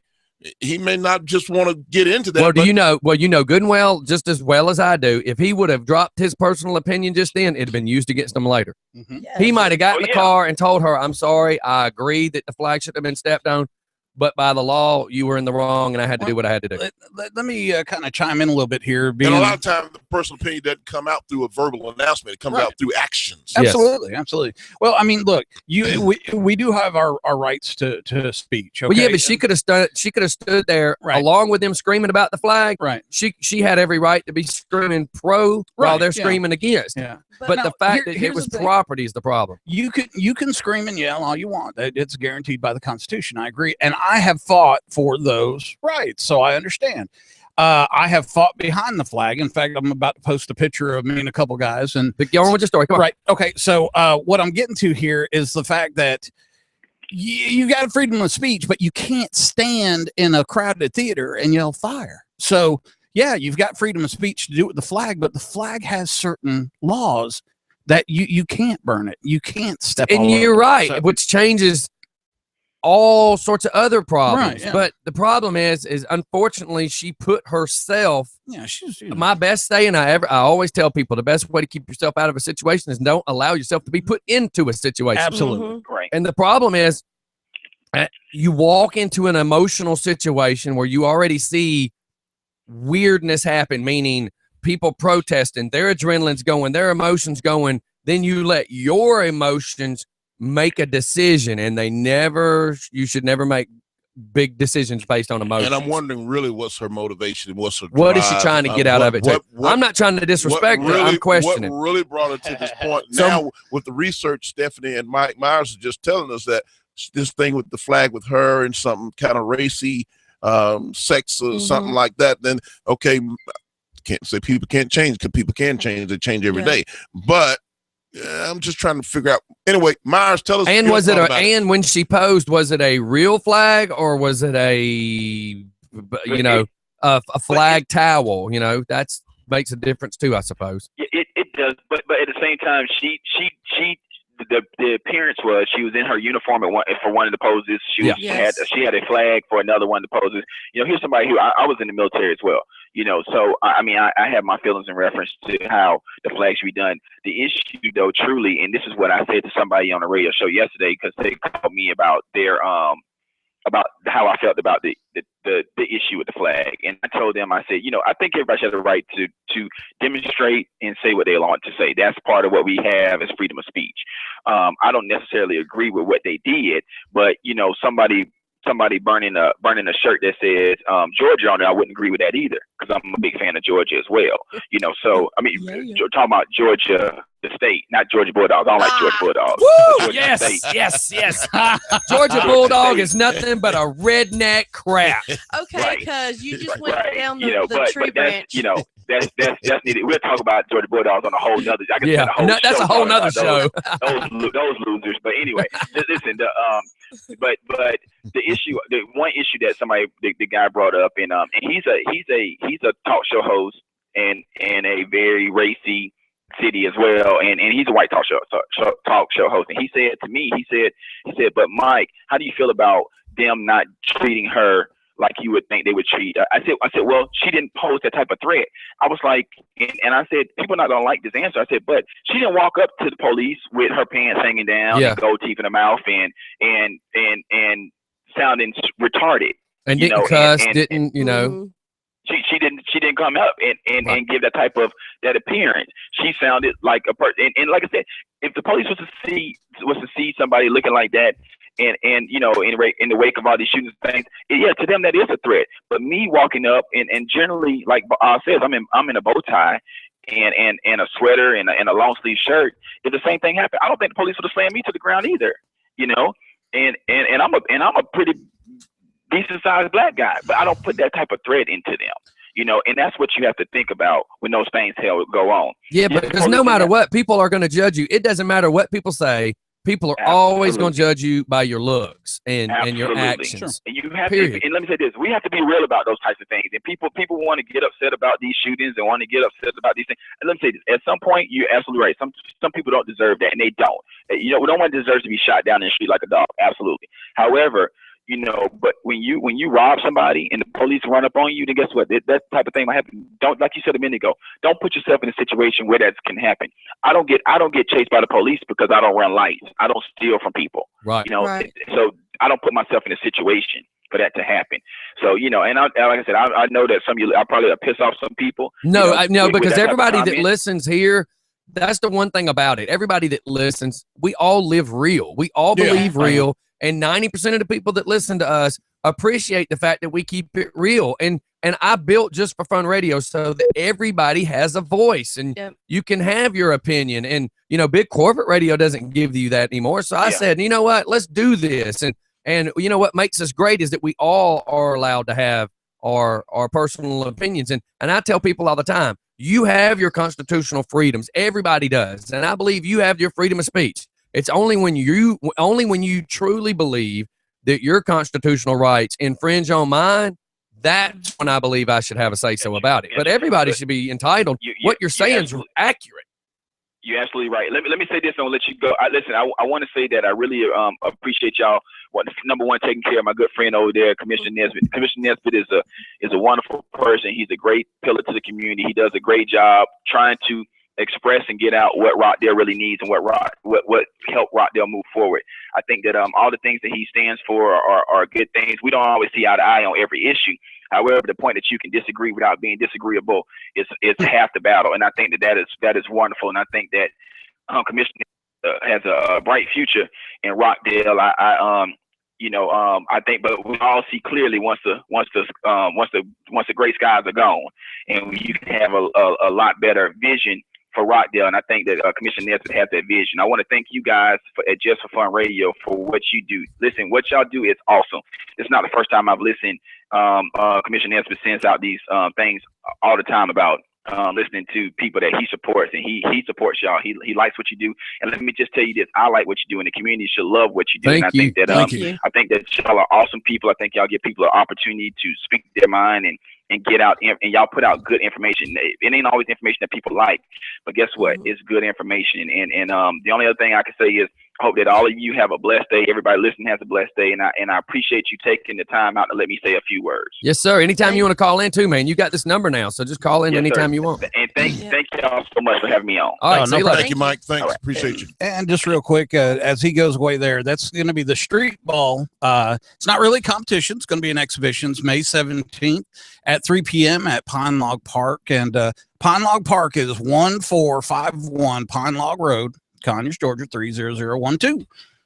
So look, before we go any further, I want to say this. I wanted him to hear me say it, so hopefully he's still listening. I always try to say, he used the words that you two may not always see eye to eye, but I always try to tell people. In fact, we do a lot of debating. Right. It's healthy debate. We just don't agree with everything all the time. And he's a great friend, and we're not going to lose our friendship over because that. We don't agree all the time. Well, I tell people all the time, I may have this vision, and I'm great at my visions of what I want. But sometimes it's like I tell people, I know where I want to be with the radio station.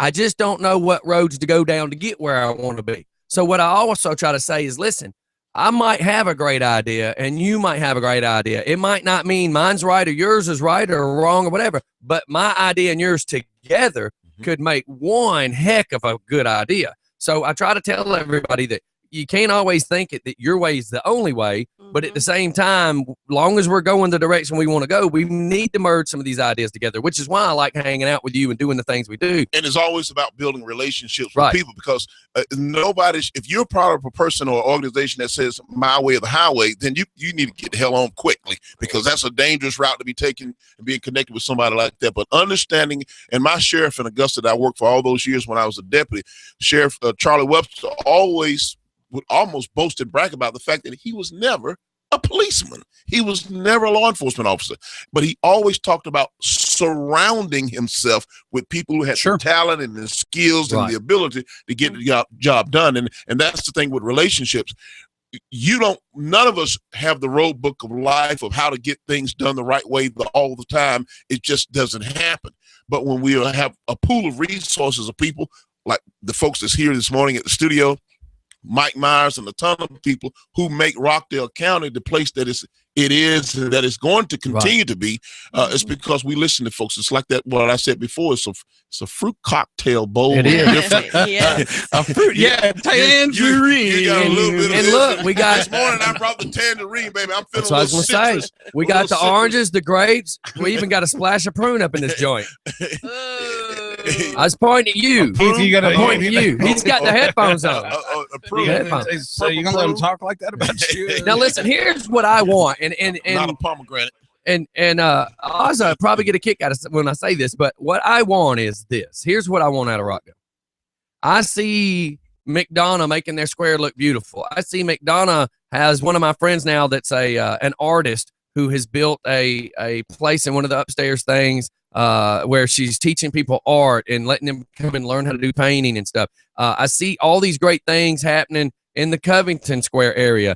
And I'm not saying Conyers isn't, but what I'm saying is this. I want us to get bigger, better. I want us to look like that 69 Chevelle that rides down the road and everybody goes, I want that. I want that. Yeah. I want everybody to go, hey man, did you hear what Conyers is doing? Oh my God, did you hear they did this? Like if anybody's ever went to go see, go into Old Duluth and see where they built this little park and a little theater, amphitheater looking thing, and they do all these events and all these really cool things. It's like we need to be doing that, man. We need to be doing that. That comes through creative leadership and open-mindedness through your local leaders. And I must say, we've got some great people here that's doing a lot of wonderful things already, and there's more things to come. But this community is on the brink of transition and evolution and evolving. So a lot of this creative attitude and mindset that you're talking about, it's taking place. It's coming. It's happening now. It's really happening now. Let me give this number out again. The number is 678-760-1556. 678-760-1556. I've got some folks that want to call in. But don't forget about Taste of Conyers coming up May 2nd. And that's close. Taste of Conyers. If you've not attended the Taste of Conyers, don't forget, just for fun, you need to get over. You're hearing about it now. Taste of Conyers. Yeah, Scotty will be out of town. Yeah, Mike has a thing at the Walk of Heroes. Yeah, Walk Among the Heroes. But yes, Memorial. There's stuff for everybody to go to. Yeah, isn't that great about Conyers? Now, almost every weekend. You've been pumping up Walk of Heroes, I know. Yeah, for months. Yeah. Okay, it's a big deal. That's going to be a huge deal. Yeah, absolutely. So isn't it crazy how much stuff there is to do in our community? Well, this is that time of year, that season there's a lot of activities, and there's something, Stephanie just said it a moment, there's something for everybody. There's something, no matter what it is you're into or that you like. And then the majority of this stuff is there are things that are family. This is for family. That's what I was kind of getting with when we were talking to Mike about the street ball thing is, it could just turn out like I used to go to the county line park down there between Rockdale and Newton. Right. And a beautiful park, beautiful park. But hey, doesn't the Rockdale side just look so doggone beautiful? It does. And it stops right imaginary type line. But me playing basketball with my boys down there, it's probably not going to happen. Okay. There just a lot of guys go down there and play. It's a big open place and all that other stuff.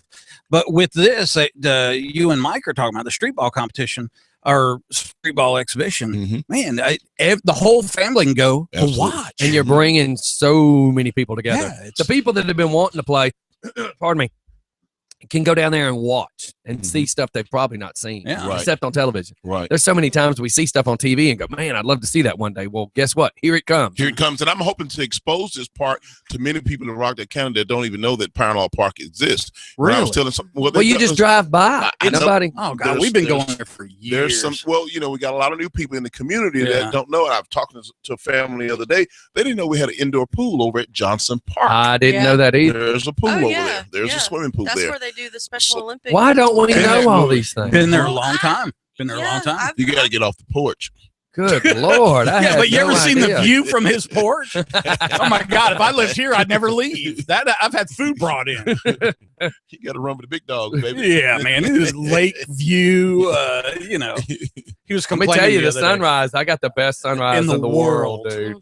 I've got the best sunrise. Look, with that shirt you got on, that color, I see that in the clouds. Yeah. And I try to tell people, people that don't wake up, and I'm going to get all sentimental, but the people that don't wake up with a good reason to wake up, come on, everybody's got a good reason to wake up. Yeah. And I try to tell people, God gave you a brand new start every morning with that sunrise. Because if he woke you up, you got a plan. He has That's right. So I take pictures of that sunrise and post it all the time. There's a tree, okay? Yeah, my tree. And when the water is like glass, okay, there's a tree. Now, in my church, in First Christian over in Monroe, we talk about the best part of the tree is underground, the root. First Christian. First Christian. Not the second. Nope. Not the third. No. Well, if you ain't first, you last. Well, here's the deal. Second is Methodist. No, okay.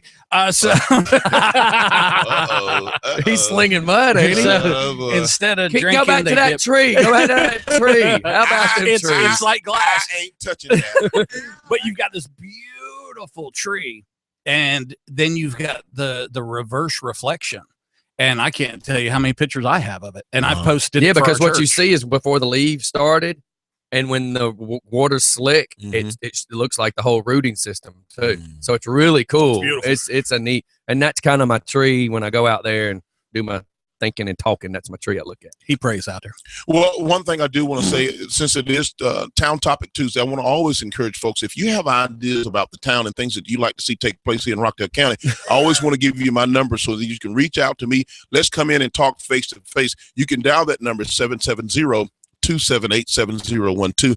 That's straight to Patty. 770-278-7012. Schedule an appointment where we can come in non-distracted, uninterrupted, and really talk about some of the ideas that you have about the town and some things that you want to see happen here, some projects that you think should be taking place in your backyard, in your community. And I'll give you as much inside pointers on about how we can bring those dreams to reality and make it a nice place for everybody. So get involved is what I'm really saying, Mike. And Scotty, hey, with that being said, now at 8:45, Tubby, who races slot cars, it's a sport that had been around years ago, and now through technology, they're bringing a whole new level into it. He said we need a slot cars track in Rockdale, and I put, well, let me just say that. So let me understand the terminology, the slot car, because while I was down in Savannah, they've got a park called Lake Mayor Park. Send pictures, Tubby. And they've got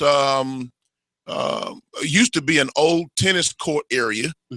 They've got several tennis courts out there, but they got one that just wasn't being used. They've converted it. It looks like a dirt bike. Now that exists too for RCs. Well, these guys with remote control RC cars. Oh my God! They're fast. I thought it was low cost project. No, it's expensive. There's one down here in the Covington area. We were doing some stuff with dirt. No, it's expensive for these cars. Some of those cars are like $1,500. What I'm saying, DJ, is for the county created this space. Yeah, that would be easy. And created the track. I need to meet you. Me and you need to just go for a ride one day, because like Henry County took an old baseball park that was not being used. And they let the lawnmower races. We used to MC the lawnmower races down there on one of the old baseball fields, and then the Pee Wee when they turned into a track like that and they gave the track for people to come up and use for free to run their RC cars, and then the other one they gave and let a paintball business open up. I was trying not to say this, but what the hell is a lawnmower race? Oh my God! I got a guy that races lawnmowers that run up to 70, 80, 100 miles an hour. Tell me, answer the question, please. They take a go-kart. Okay. No, not all of them. It depends on what class you're in. Some classes, it has to stay pretty well stock. Yes. As far as a lawnmower, then it just comes down to talent. Who leave it to a redneck? They're gonna figure out how to race. Not that I'm that guy, but they have racing coolers too, Oz. Racing cooler, like an igloo with wheels. Cooler. What is a lawnmower? Yes. Let me show you, Jamie. What is a lawnmower? Hold on, we're gonna call Jay Moore. Watch this. It's a regular lawnmower. Mm-hmm. Some of them, like Scotty was saying, they have to stay stock. Others they take racing go-karts, and put the frame of a lawnmower on it. To all the Oz's out there that are listening, don't have a damn clue what this is. Pay attention. Here it comes. Hold on, I'm calling J-Mo. We're gonna let J-Mo explain it. I know doggone well I'm not the only person that don't know what a lawnmower. I'm gonna show you a picture too. Yes. It's kind of self-explanatory. it's pretty wild. It's pretty wild to watch these guys. I just want to see what one of these things look like. Oh my God! If you wait till you see this right here, J-Mo has got. Look at that. There it is. Oh. Oh. Oh. Wait. Thank you so much. Have a great day. They're literally on lawnmower. Yes. Oh. And they're racing. They have the helmets on. Some of them have the Hans, not the Hans device. So are these lawnmowers that are souped up? Oh yes. Some of Watch them are, this. They're going faster than they are across your lawn. There's a video in there. That's why I'm saying some of these are running upwards into the 80s. Mike Myers, I don't know whether you're listening to this or not. Put it this way: when I used to do bike George night, Lopez, are you out there? Are you listening? When I used to do bike night at Hooters, this man right here was able to take his lawnmower and run 70-something miles an hour in a circle around the Hooters. No lie about it. I'm telling you, these guys, I'm trying to figure out which. Wait a minute. Did you hear what you just said? No lie. 70-something miles around a Hooter. Yeah. You mean the Hooters? All right, here we go. Building. Just for Fun Radio. Just for radio, this is Jamie Maurice. Hey, man, I am sitting here showing our county commissioner who didn't even know anything about what a racing lawnmower is. I'm showing him pictures right now of the racing lawnmowers, bro. Explain to him what a racing lawnmower is and the classes in which y'all have. You got 11 different classes, kids class all the way up to adult class. You have your dirt super late models, and then you got your all the way down to the kids stock class. A racing lawnmower is a lawnmower frame. It has to start out as a lawnmower. You take the decks off, you lower them, you change the transmissions, you change the pulleys, you build the motors, just like you build any other car. And that's Jamie's right there. Number 17 is Jamie. That's the gentleman you're speaking to. Okay. But if you take your stock lawnmower engine and you break it apart just like a motorcycle or just like a car, and you put cam, crank, piston rods all inside these lawnmowers, and where did this idea originate from? Back in 1992, it actually originated across seas, and then they brought it over here. And back in 1992, they started the United States Lawnmower Racing Association. The United States Lawnmower Racing Association. How much are those dues? No, the lawnmowers, like, they range anywhere from, you can have $700-800 lawnmower, or you can have a $5,000 lawnmower. Yeah, tell him about that big dude when we were emceeing it that had it with the race seat on it, and he just looked like he just strapped in, and that's all. He took a dirt racing late model seat and put it on a lawnmower chassis, and he looked like a spaceship when he was out there. But he would run. He was still running 50+ miles an hour on a lawnmower. These mowers aren't mowing any grass anymore, are they?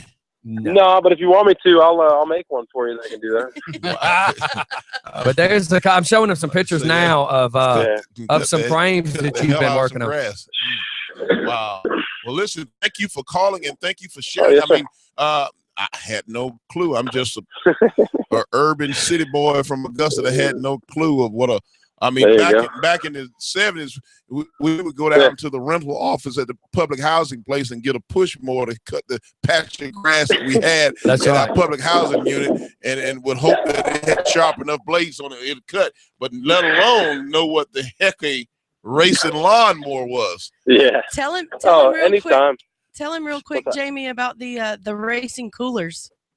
Yeah, we tried to explain that. You take one of the big Igloo coolers, and we built frame ramps and put a go-kart motor on it, and then stuck the cooler back on top of it. So when you drive it, you're actually sitting on the cooler itself. So nothing finer than a redneck on a cooler. Yes. With a motor on it. With a motor. Motor on it. And gas. All right, man. Well, thanks for calling in. I just had to light it up one time. Hey, plug your business while I got you on the phone. Maurice Motorsports, 1825 Keys Ferry Road.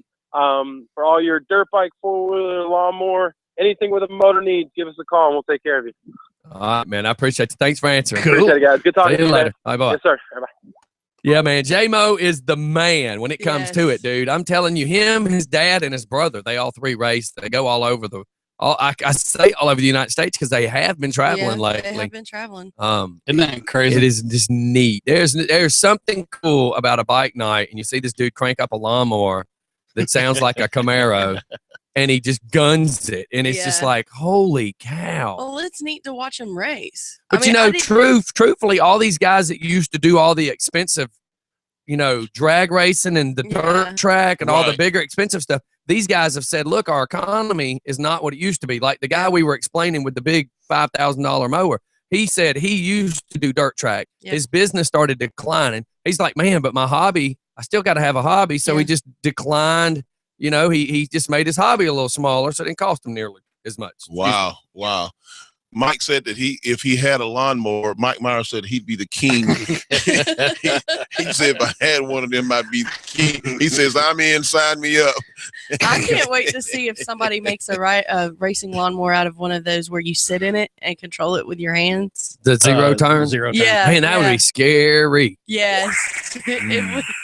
But it would be pretty cool. Yeah, because if you bump left or right, you're in trouble. That fast speed. I'm envisioning some guy named Jose cutting the grass over at the Wells Fargo. Wow. What if he's racing and he's on that one you stand on with your little feet on? Oh, that's dangerous, man. You ever tried to do that? Hell no. I've watched him try it, and it's bad enough. I said, I got to try it. That ain't easy. No doubt. That ain't easy standing on that wheel. Look, let's shoot off the commercial real quick. I know we overtalked. Everybody's just fun in the morning. Hang tight. We will be right back. Woohoo! Shoot. Good stuff, guys. Real good stuff. I told Mike asked me how it went. I said, man, that was an outstanding.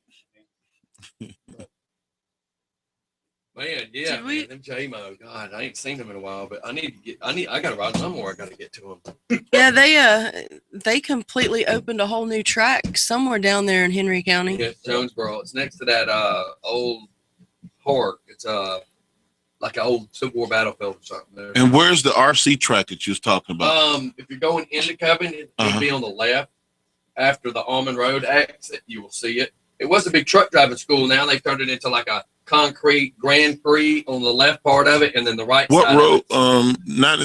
Exit 93? I don't know the exit. It's the one in between Almond Road and then the main one that you get off to go to Covington. My buddy wanted to go. We were actually trying to do. I know what Almond Road is, where the gas station and the McDonald's. Yes. The next and it's road. in between. It's in between Almond and. Can't you get off from it from 20, or you have to get off Almond? Yeah, if you get off at Almond and go down to the next bridge and hang a left and go over the 20, it's right there. You can't miss it. You can actually look for it, but a lot of people drive by that area and don't even know it's there. Yeah, because he doesn't have signs or anything. Well, his sign is just too small. So it's not a big sign. So he gets a lot of activity there? If you know that it's there, there's okay. a lot. The problem is nobody knows. Well, this thing in Savannah this weekend, while I was there, we just went to the park, just do a wellness walk, and man, this is bonkers. I'm like, wow.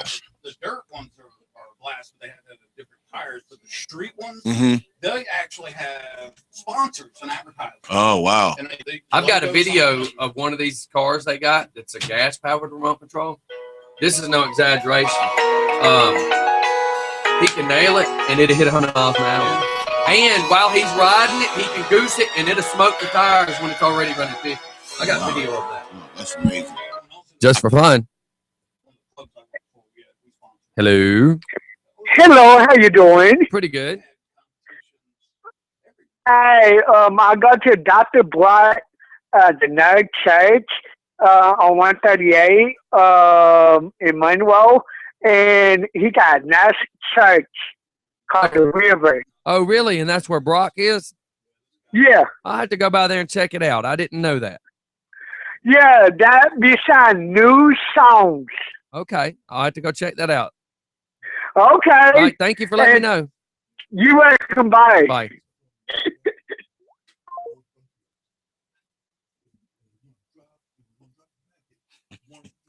Are you serious? So yeah, Tubby's saying that they're wanting to get a slot car made.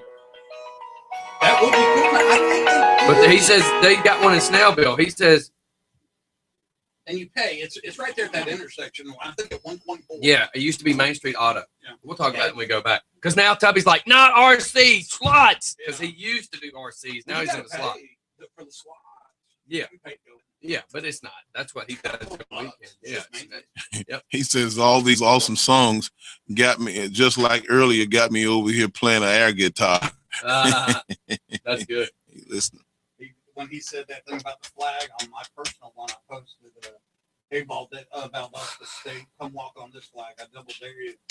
And it's me and two of my buddies in front of all of our vehicles in Cobble before we went out on mission one day. Wow. We were told, believe it or not, I would never say this on the air, but we were told. So don't say it.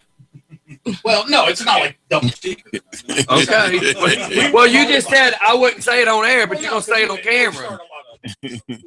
But we were told by command that we could no longer fly our flags on our vehicles when we left our encampment. So what we had did was we folded them up as soon as we got off our little encampment. Wow.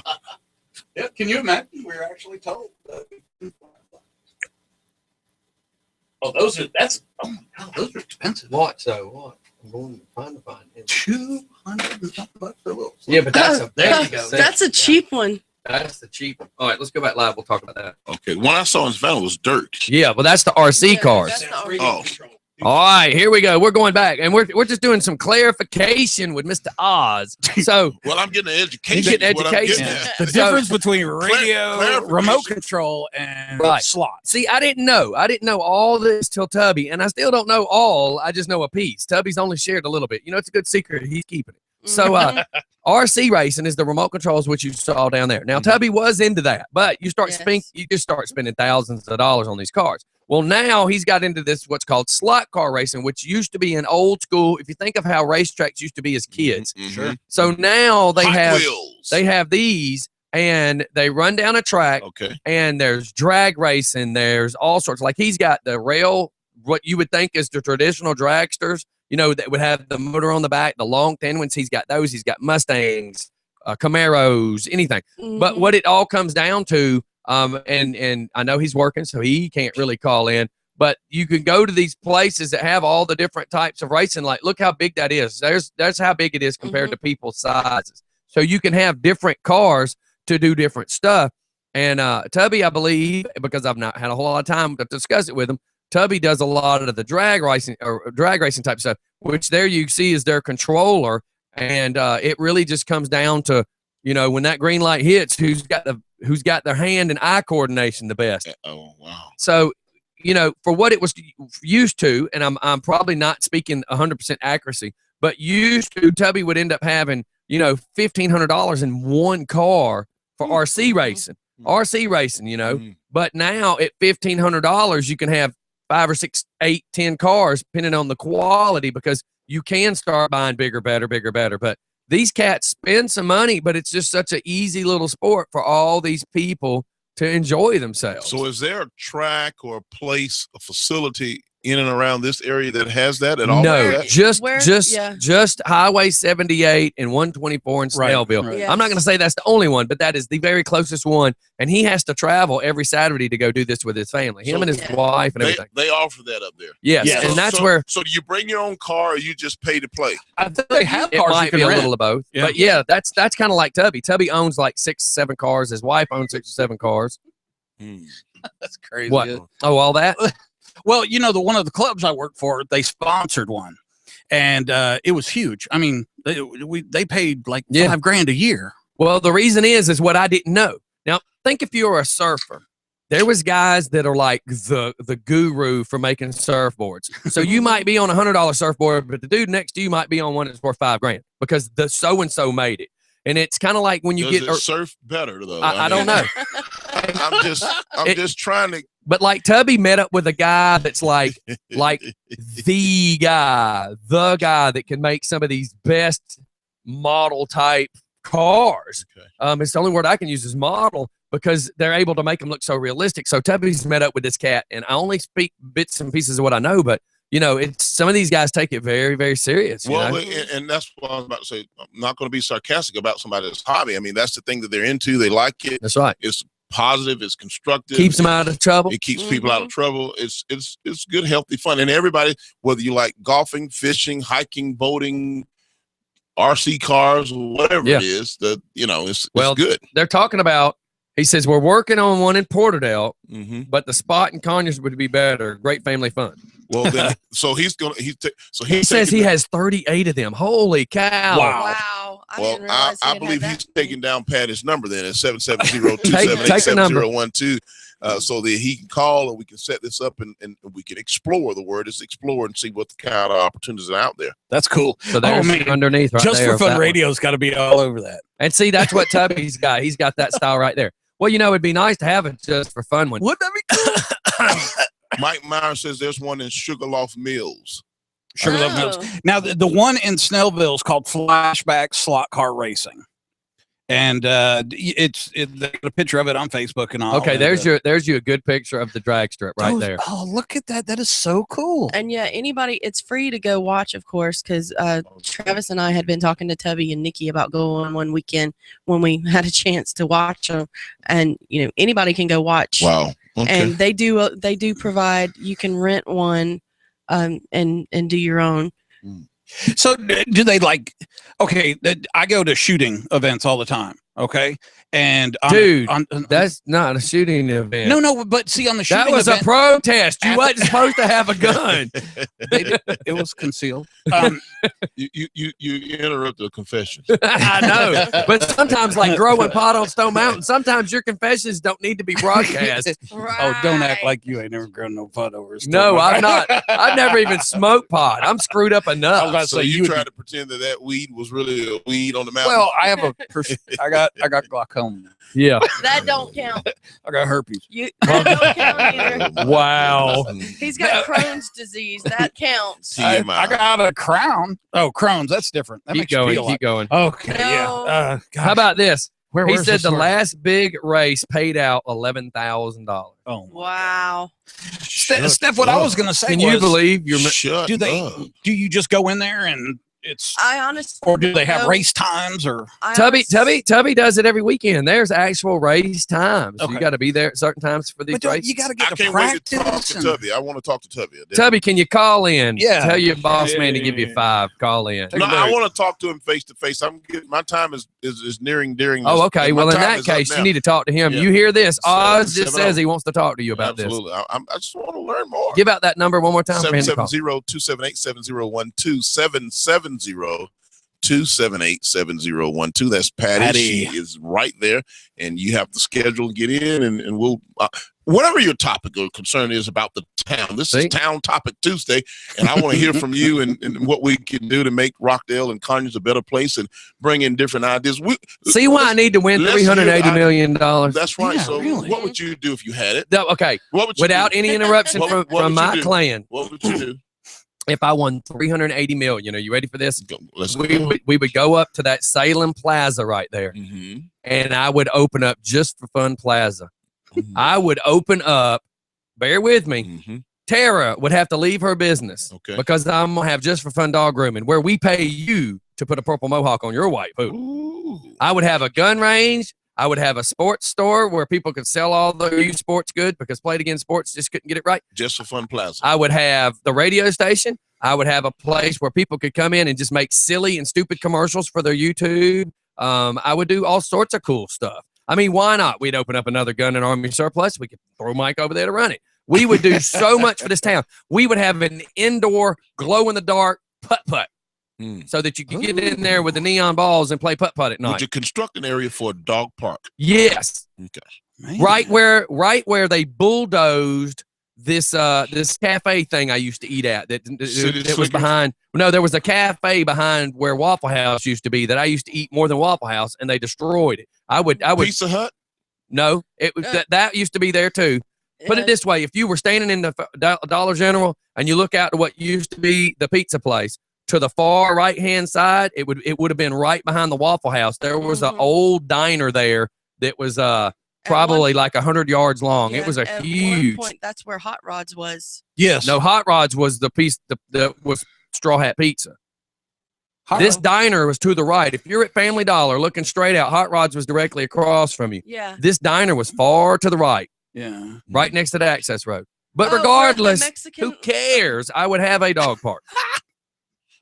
I just don't. Squirrel. She wants to go off topic and try to figure something out. No, Squirrel. I was trying to but dog park, we'd have a dog park. We'd have everything. She's trying to help me. You know, I'm not originally from Conyers. I was here I got here just in time to eat pizza out of the Pizza Hut over there. Yeah. I did eat. I did have my waffle and the All-Star breakfast over at the Waffle House that was there at I-20 and right where the same little spot we're talking about. Yep. But see, I would go in. I did shop once upon a time at Food Depot. And I did eat at City Slickers. So I know a little bit. Well, you know where it used to be Daddies and Caddies and all that? That would become Just for Fun dog grooming. Okay. And then I would buy that big field to the left. We'd put a nice park. Mm-hmm. We'd have it fenced in. We would have it all dogs. Can we have a Nerf archery range? Yes. That would be so cool. Because, my dad, my brother owned the Higher Learning Center in Snellville. So we would then actually have a real bow shop in our same. This would be. We would mess Rockdale up. Just for Fun Plaza. We'd screw Rockdale. People would come from everywhere.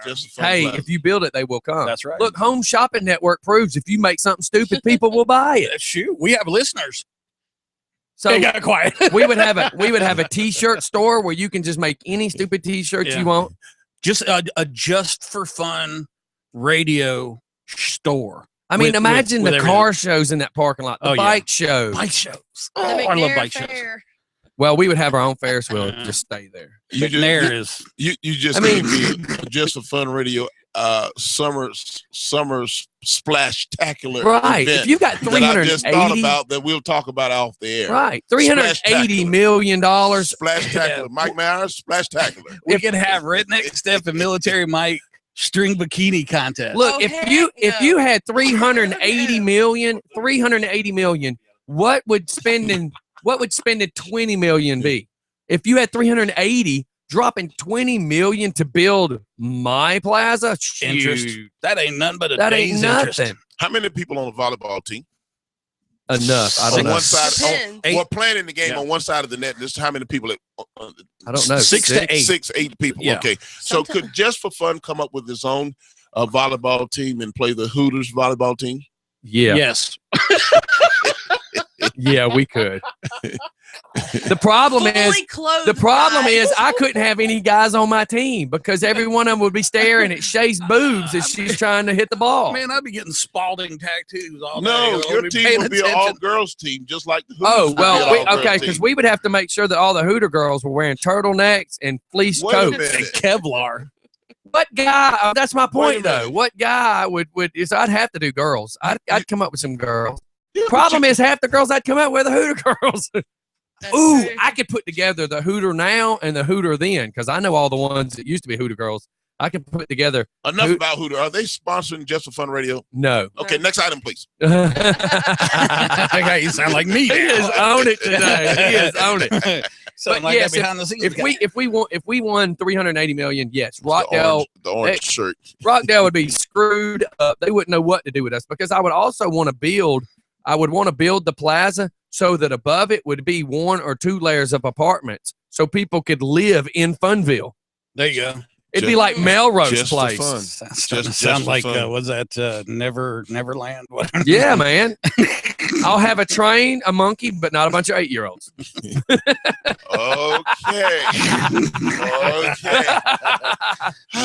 Look, I could get the train. I already got a baboon sitting right here. His name's Mike. So, anyways, yes, man, we would do some cool stuff. Can you imagine driving down Expressway and all of a sudden see that to the right? Wouldn't that be cool? And the big Just for Fun sign and absolutely. Yeah, man. Yeah, that little park would be hot right there. Everybody would see it. Everybody would know to take their dogs to that dog park. You know, because DeKalb County's got one. I used to take my Great Dane to. Really? It was over near Perimeter Mall area in Dunwoody. They got a cool dog park over I've never been there. 8-foot chain link fence. You go in. You could just let all your dogs loose. Now there is a rule. It's even written, but it's more of an unspoken rule. Mm-hmm. If your dog puts his nose to my dog's butt way too many times and some aggression happens, you got to leash your dog and then maybe leave if your dog can't behave himself. Because we were there one time and we the Great Dane Club met and we probably had 20 Danes there. Oh, that would have been and one guy brought his pit, and this has nothing to do with pits, but his pit wanted to be a little aggressive. So it was, sir, you need. And Great Danes aren't aggressive. No, they're not aggressive. But when you got, I know one that was. You can train them to be. Regardless, squirrel, you get $100,000 worth of Great Danes there. You can't have one peed off dog trying to agitate him. One more time from Mike Miles. He says, if you do the Hooters versus the Just for Fun volleyball girls, he said he'll gladly, without charge, referee the game. Oh, that would be amazing. But how are you going to do that with blindfolds on? He'll officiate the game. We will have to blindfold you. I don't know how you're going to ref it blindfolded. That's terrible. Anyway, my time is up. This has been another Town Topic Tuesday. Commissioner Nesbitt, listen, just for fun. Folks, just thank you for what you do. Thank you for what you're doing in the community and all the wonderful things that's going on. We've got a lot going on, Stephanie, that's coming up as we wrap up the month of April and moving to the month of May and June. The Walk of Heroes with our local veterans, all of the Special Olympics, the kids going to the prom, the Street Ball Festival on the 17th. I mean, there's so many. I know I'm leaving. Boost the bullying. I'm leaving a lot of things out.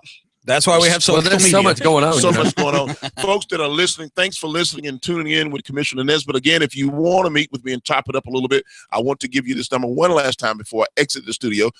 770-278-7012. Call Patty and she'll get you booked in, scheduled so we can talk non-interrupted, non-distracted, at least 30 to 45 minutes and find out some of your ideas. You can always find me on Facebook, Twitter, LinkedIn.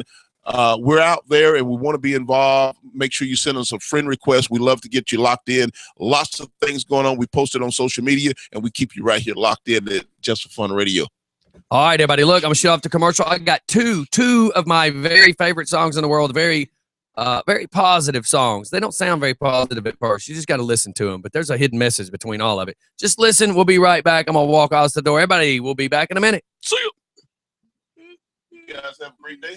See you soon. See you soon. All right. Woo. Big guy didn't get a chance to meet you, man. Oh, you did? Did we meet before? Yeah, several times. He was probably maxed up. Shh. Mike. Camera. I just Zip it. Yeah, I thought that's what I was thinking. Okay, and I didn't want to say that.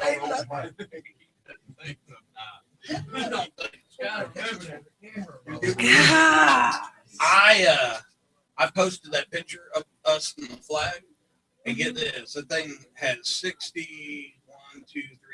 Heath, are you gonna move over here? Yeah, I'm coming. 65 likes and 21 shares, and I posted it 15 minutes ago, 43 minutes ago. Did you see my post this morning, Heath? Yeah. Oh. Or you're not gonna be able to do it? Oh no, I was gonna say the one that you called me out about being in the camp club. Oh well, I wasn't talking about that one. That's the only one that I saw. It is 100% rescheduled for next Monday. For sure. Yes. Because Mr. Charles even asked me what did he need to do to make sure that it happened, and that if he by chance couldn't get to make it, he would make sure that somebody in the high ups, I'm assuming maybe Chris Mellons, I don't know, was there to represent. I can't see if it's gonna. I'm sure it's gonna be good. Yeah. Once I sit down, I'll be on. See you later. Be careful. So yeah, it's 100% gonna happen next Monday, and then of course Lobo's gonna be here.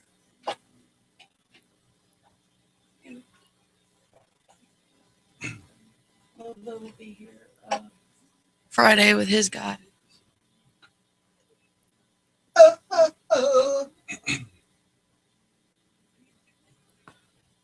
So that's what's going on with them. I forget. It was Tuesday. Yeah. It was going to be Tuesday. Remember. Yeah. No, I was just saying. Yeah, I was just saying, I'd love to be in all the things, blah, blah, blah, blah, blah. But the problem is, like he was saying, he's like, I got to work Saturdays. And I said, I know. He said, you know, that's my money day. I'm like, I understand. That's when all our stuff happens too, you know.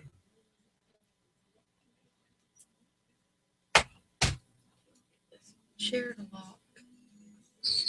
It locks and then it comes unlocked. So it's yeah. So yeah, that didn't take you long at all this morning. No. That's pretty cool. You got stuck in the mail. But you can't get out of it.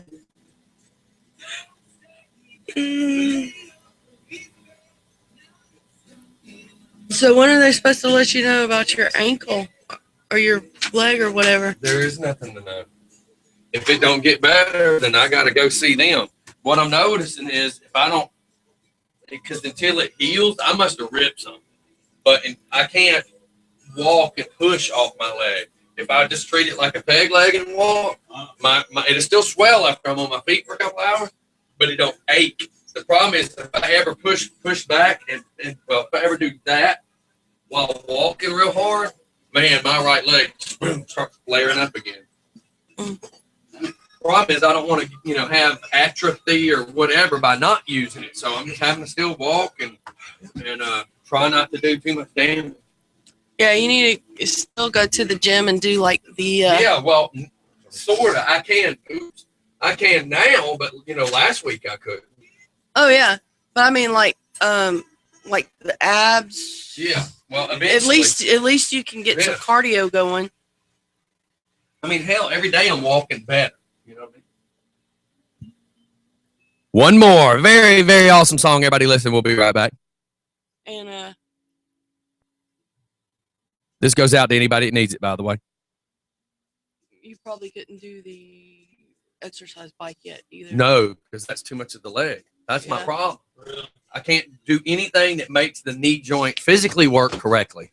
If I do anything that makes, and I can't squat. In other words, look at me. I have a hard time sitting in this position forever, but I squat and those two push together, feels like my kneecap's about to explode because the backside of my knee is still swollen. That's weird. Well, that's why I said it's got to be, I must have ripped something. But yeah, that's like when I step, I'm having to retrain myself. Hey, did you figure out Thursday yet? We're free? We're open? Yes, we're free. Okay. Yes. Okay. Yeah, I told you. Yes. Okay. I'm just double checking because everything's changed with everything. Yes, we're free Tuesday. But I have to. He said Thursday. I thought he said Thursday when I came out the door.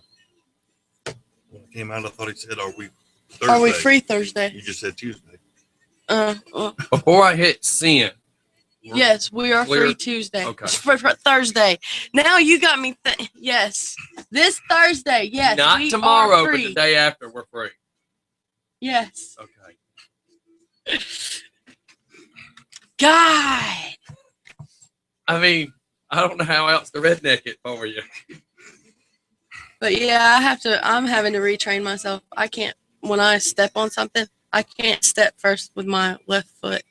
I can't have all my weight bear on my left Well, foot. it's like me. My right foot's my lead foot when I go up steps or whatever, because my right foot's my bad leg, because of the nerve damage. So I've always went right foot. So if I start to fall, I'm on my left. See my point? But my problem is my right leg's messed up now, my knee. So I'm having to step first, which means I'm having to lean forward and hold on to something. So all the weight's forward. And I'm having to go like this, step. Have you tried walking with a cane or something? Because I can't do it. Oh, well, back when my right leg didn't work, I did have to walk with a cane. So I own canes. Just damn if I want to do it. I'm actually trying to figure out, and it is no lie. I had this before. We made my cane where it fit on the front of my motorcycle, on my Superman bike. Let me ask you a question. I'm fixing to have to do it again on this bike. This may be a really stupid question. Okay, it's your right leg, right? All right. So did you use your cane on the right side? Yes, because I had to have all my weight. But by the way, hey, Karina. Sorry, I'm just now able to tell you good morning. So, what? Well, because it's my left leg. Both feet are jacked. But my left leg is the ankle. I broke my foot, my toes, my foot, my ankle, and on the left side. Because you find when you're standing, that's when that cane mostly comes in handy. See, because I'm thinking if I do this on the right side. But most of the time, when you walk that left foot, cane goes forward. Who was that? Who was that was trying to call in? Was that some of Oz's people? Okay. Because he was giving the number. Okay.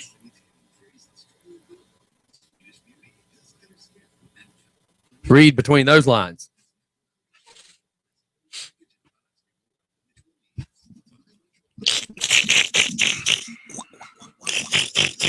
Really? Don't! No! I'll stop. Can you hear? I'll stop. Okay. I'll stop. Did you test your mic? Testing 1, 2. Sounds good. You make that noise in that mic again, and I'll make sure. I will make sure that you make a noise in that mic. I was calling the geese. Danger. You're fixing to call Walt and EMC.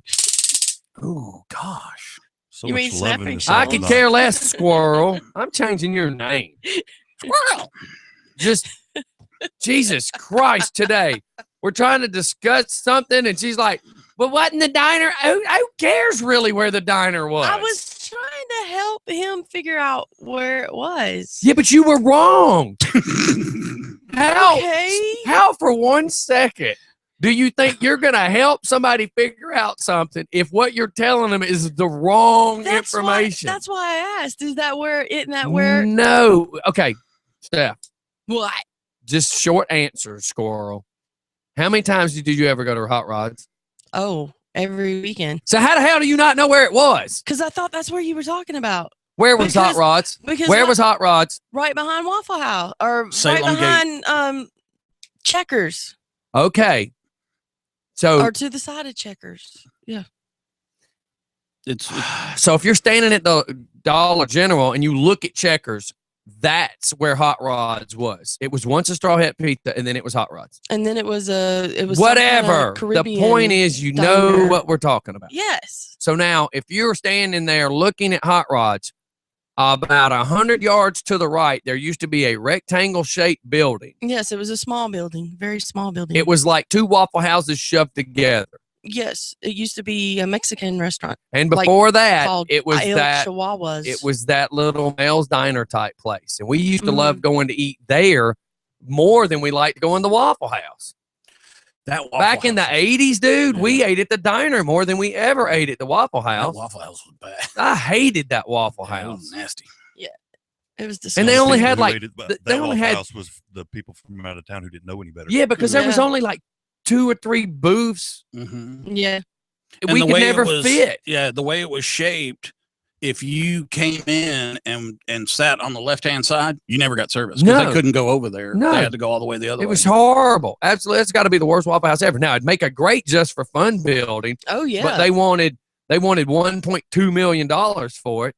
That one, and then And I got a point for you. It ain't worth How much gold are they going to give you when you give them that much money? And then some golden hash browns. The one right there at Salem. Bars. Ma'am? The one right there at Salem and I-20. That would be cool, but it's down in a hole. I could still make it my place, though. Yeah. Days in the hole. Oh, yeah, that's a good song. Yeah, it is. Hey, I used to like hot rods. Am I weird? I never went in there. Oh, I loved hot rods. We used to eat there almost every Saturday after Aikido because we went to the Aikido dojo right there. We'd go do the karaoke. Actually, I think it. Anytime you did it, it was called karaoke. Don't lie. No, actually, I didn't. Actually, Don't lie. I didn't get up there to do it. My daughter did. Don't lie. And she would actually. They would be people giving her tips from doing the karaoke. I got a tip for you. Don't you ever sing that again. Where's that taser? No. They're teaming up on me. You have to subscribe to YouTube. If you have not subscribed to YouTube, the Just for Fun Radio had just gotten physical. I tried to taser in her crotch. That'd have been the hottest thing there in a long time. Oh my God. I was fixing to say that If gives the a video- whole new meaning to fire crotch. If you could have been seeing the video, because I had it in the right hand, she had both hands on the right hand, so I just switched hands. Confused her. Distraction. No. Diversion. Would this be considered employment abuse? No. Yes. No. No. You're here on your own accord. You didn't get tased. No, I was talking about where you were concerned. Oh, well, that I've now had bruises on my wrist. I could file a complaint. There you go. Oh, whatever. Okay, go ahead and bring it up to the Just for Fun Radio Human Resources Department. Boop. Sorry, we're not here right now. We don't Call back exist. when we give a crap. Please leave a message after the tone. Crickets. I don't hear a tone. Crickets. So anyway, Go ahead and check Press your glasses one. so you can play That's right. play human resources part. Karina from Heidelberg, Germany went, "Oh, that was hilarious. I just watched it." Press 1 to see who gives a. Not you, Karina, just saying. Stephanie's the one that gives up all the time. Press 2 if you have multiple personalities. Tell you what, so much love in the studio this morning. Oh, yes, absolutely. Yes. Oh, Angie Frost with Frost Farms, the promoter for the Walk Among Heroes.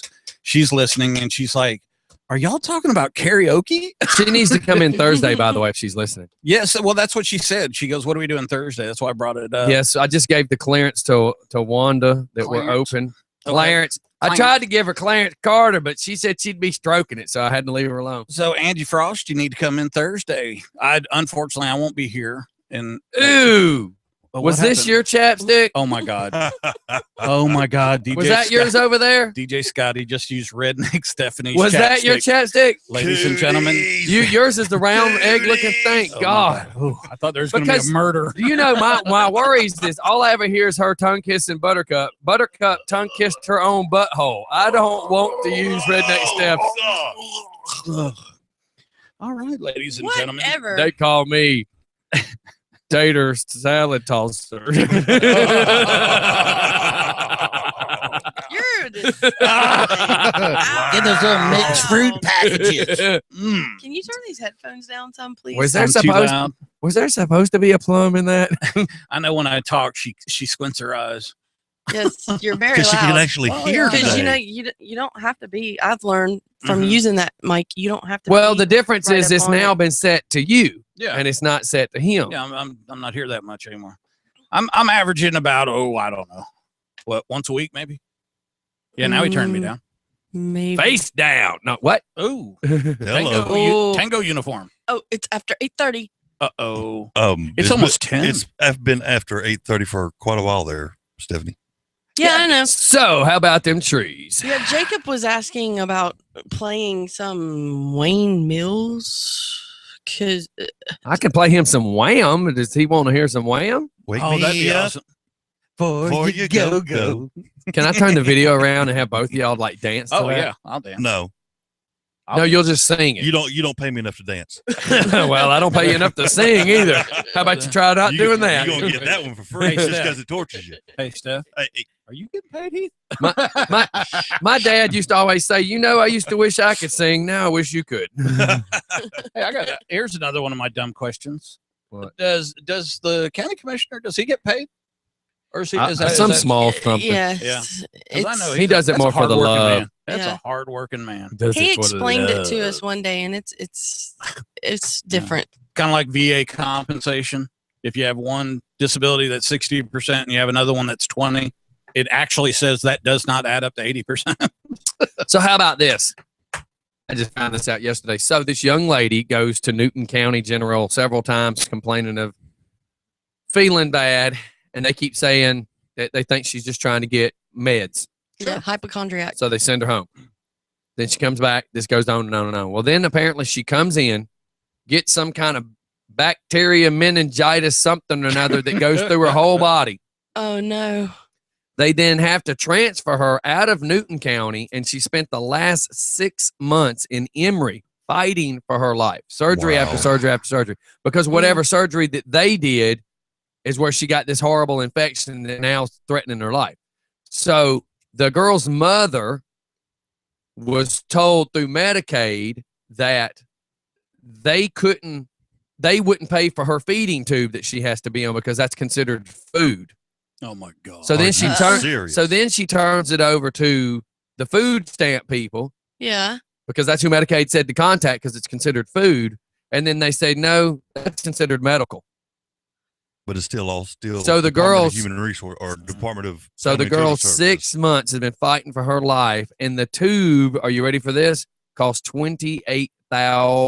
Oh yeah. Yeah. The mom had to almost destroy her whole world to come up with $28,000 or her daughter was going to die.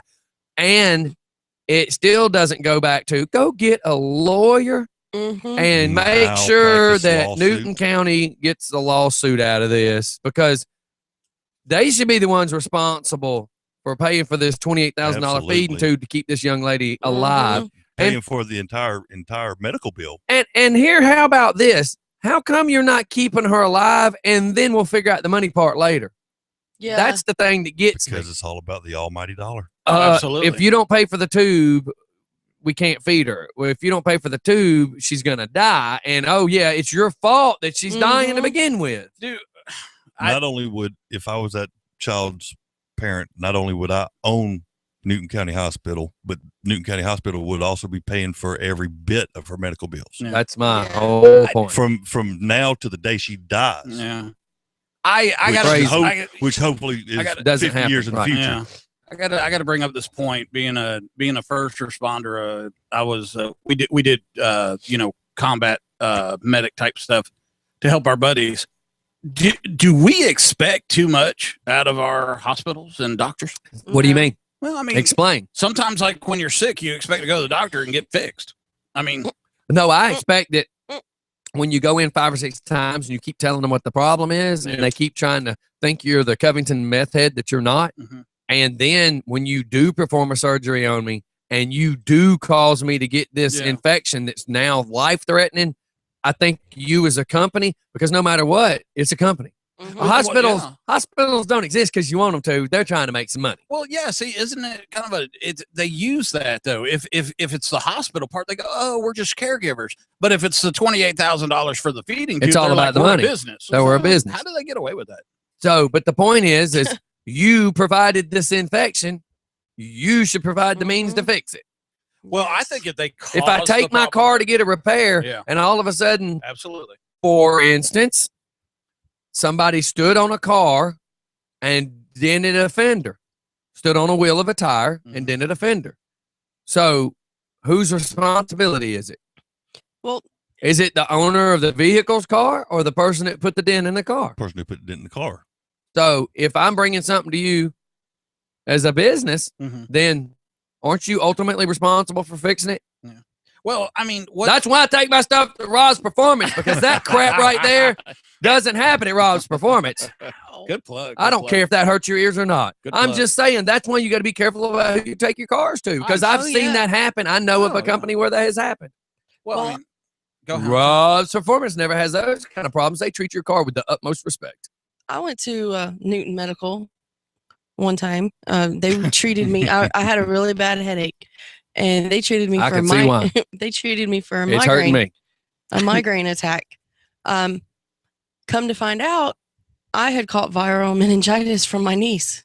But the problem is, it's all about move them in, move them out, move them in. Yeah. You know, Well, need a bed. Well, they say that the average for insurance purposes, it's like 2.3 days. They've got to, if you come in and you get admitted, they got to have you out by 2.3 days or they start paying. I had the worst pain I'd ever had. My head felt like it was going to explode. For 4 days, this was going on. My neck hurt. Every bone in my body hurt. I felt like I had the flu. And do you know that when we took my niece to her pediatrician, that her pediatrician, once she diagnosed it in my niece, was the one that told me that I had it too. So you'd think a hospital would pick up on it, though. I don't know. Sometimes I worked in hospital, you know, it was security, but I worked in hospital. But I mean, I once just you can't get, see you being a surgeon. No. Well, you know. You'd have a little side thing going on the black market. Oh, selling brains and stuff, eyeballs. But you know, because that's unlike Gotham, you know. Yeah. Puppet master, the doll maker. No, but I mean, you get to know these people. You know what? I'll give you something. People. You better not give me crap. She just said she had meningitis. People always Not think anymore. pilots are smart. People always think rich people are smart. People always think people that work in the medical field are smart. Buddy, I hate to break news to you. They're not. You know, I knew an emergency room nurse, and this woman was spot on, man. She was right there when the ambulance was coming in and all that other stuff. Come to find out, I had to bust her because she was stealing heroin. Wow. Yeah, she was a heroin addict. So you see what I'm saying is this woman that I was like, holy smokes, man. She's all over it. She's great. She's fantastic. Everybody praised her. She always had the little esprit de corps buttons and always employee of the month. Yeah, she was a heroin addict. Well, see, Wow. I've got a theory about us, society, human beings in this day and age anyways, why our diseases and sicknesses and so on and so forth has gotten so bad. Not only because of the overuse of antibiotics and, you know, like penicillin and moxicillin and whatever, but especially with, say, my generation of people, as we became parents, as we were becoming parents, people in our generation, everybody started getting this whole sanitize your hands, wash your hands, do this, do that. Yeah, they were too scared of the germs because let me tell you. Exactly. But see, that's what I'm saying is because we have tried to sterilize our homes, our workplace, our vehicles, so on and so forth. As children, as the children are being born now, they're not being exposed to the germs. Their body's not being able to build up that natural immune system. Yeah, you know, when your kids are born, take them outside, throw them in a mud hole, let them play in the mud hole. I mean, seriously. Nah, not unless it's on PlayStation. Well, when I was a kid, as a child, a young child, I used to have fever seizures or seizures due to fevers because I used to have real high fevers. My grandmother used to take a wet washcloth, put some rubbing alcohol on it, and rub it on my back, and it would break the fever like that. Well, my daughter, my oldest daughter, why are you trying to get your kid on pot?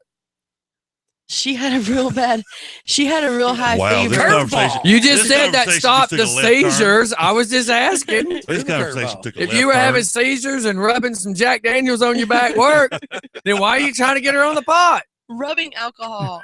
But finish your story, Stephanie. Ignore Scotty. Squirrel. But hey, Mike, reach over there and cut his microphone off. I can barely hear mine. I'm not doing nothing. Oh, we hear you just fine. Yeah. Sarah, she had a real high fever and was talking about seeing red balloons in the sky and seeing this and seeing that. You know, I took her to the emergency room. Thank you. You man. Took her everywhere, could not get the fever to break. So I finally took some rubbing alcohol, put it on a wet washcloth, and rubbed her back. Fever broke just like that. Her doctor says, "Oh no, we don't do that. We don't do that. Cause child to get drunk." Well, it's like, Travis rubbed alcohol on you. You ended up pregnant. In that waterbed in your daddy's house. What about that show, Last Man on Earth, or whatever it is? He makes a baby pool full of margaritas, and he just lays in it with a straw. Man, that could be cool. Yeah, I'm thinking. Till the flies get sucked in there. Oh, they're good too. They're protein. Was that a rock? No. Hey, I have a question about that too. Juicy sinner. Some of the stuff that we did, when we were growing up, my grandfather had been a barber for like 52 years. And if you ever got a cut, he would open up this little thing that looked like Carmex, and he'd have this little powder. It's called septic powder, I think. Mm-hmm. And he used to sprinkle it on there and dab it, and it would stop. Come to find out, that's like magnesium sulfate. No crap. I don't know. Grandma, it was always either the green rubbing alcohol. Mine was either Watkins Sab or Mercurochrome, methylate, and Watkins Sab. That cured all. We used a lot of witch hazel, Campho-Phenique. Yeah. Castor oil when you were sick, or Dynatap. Windex. That was in a movie. I was waiting to see if Steph was going to catch that. You ever seen The Amazing In Jonathan? that movie, everything was spray Windex. Windex. It's got ammonia in it. Hey, I got to tell you, though, I'll look it up because I don't know the actual word. Got it. But, there's a chemical. They're about to take all that hand sanitizer off the market. It's in Congress right now to pass a law. But there's a chemical in there. I'll look it up. Because that's what we need, more laws. Well, yeah. But this stuff attacks the neural transmitters and the nerve ganglia in the base of the neck, top of the spine, and causes a neuron problem in your your body functions and all. So they're gonna So apparently, it's hand sanitizer does that.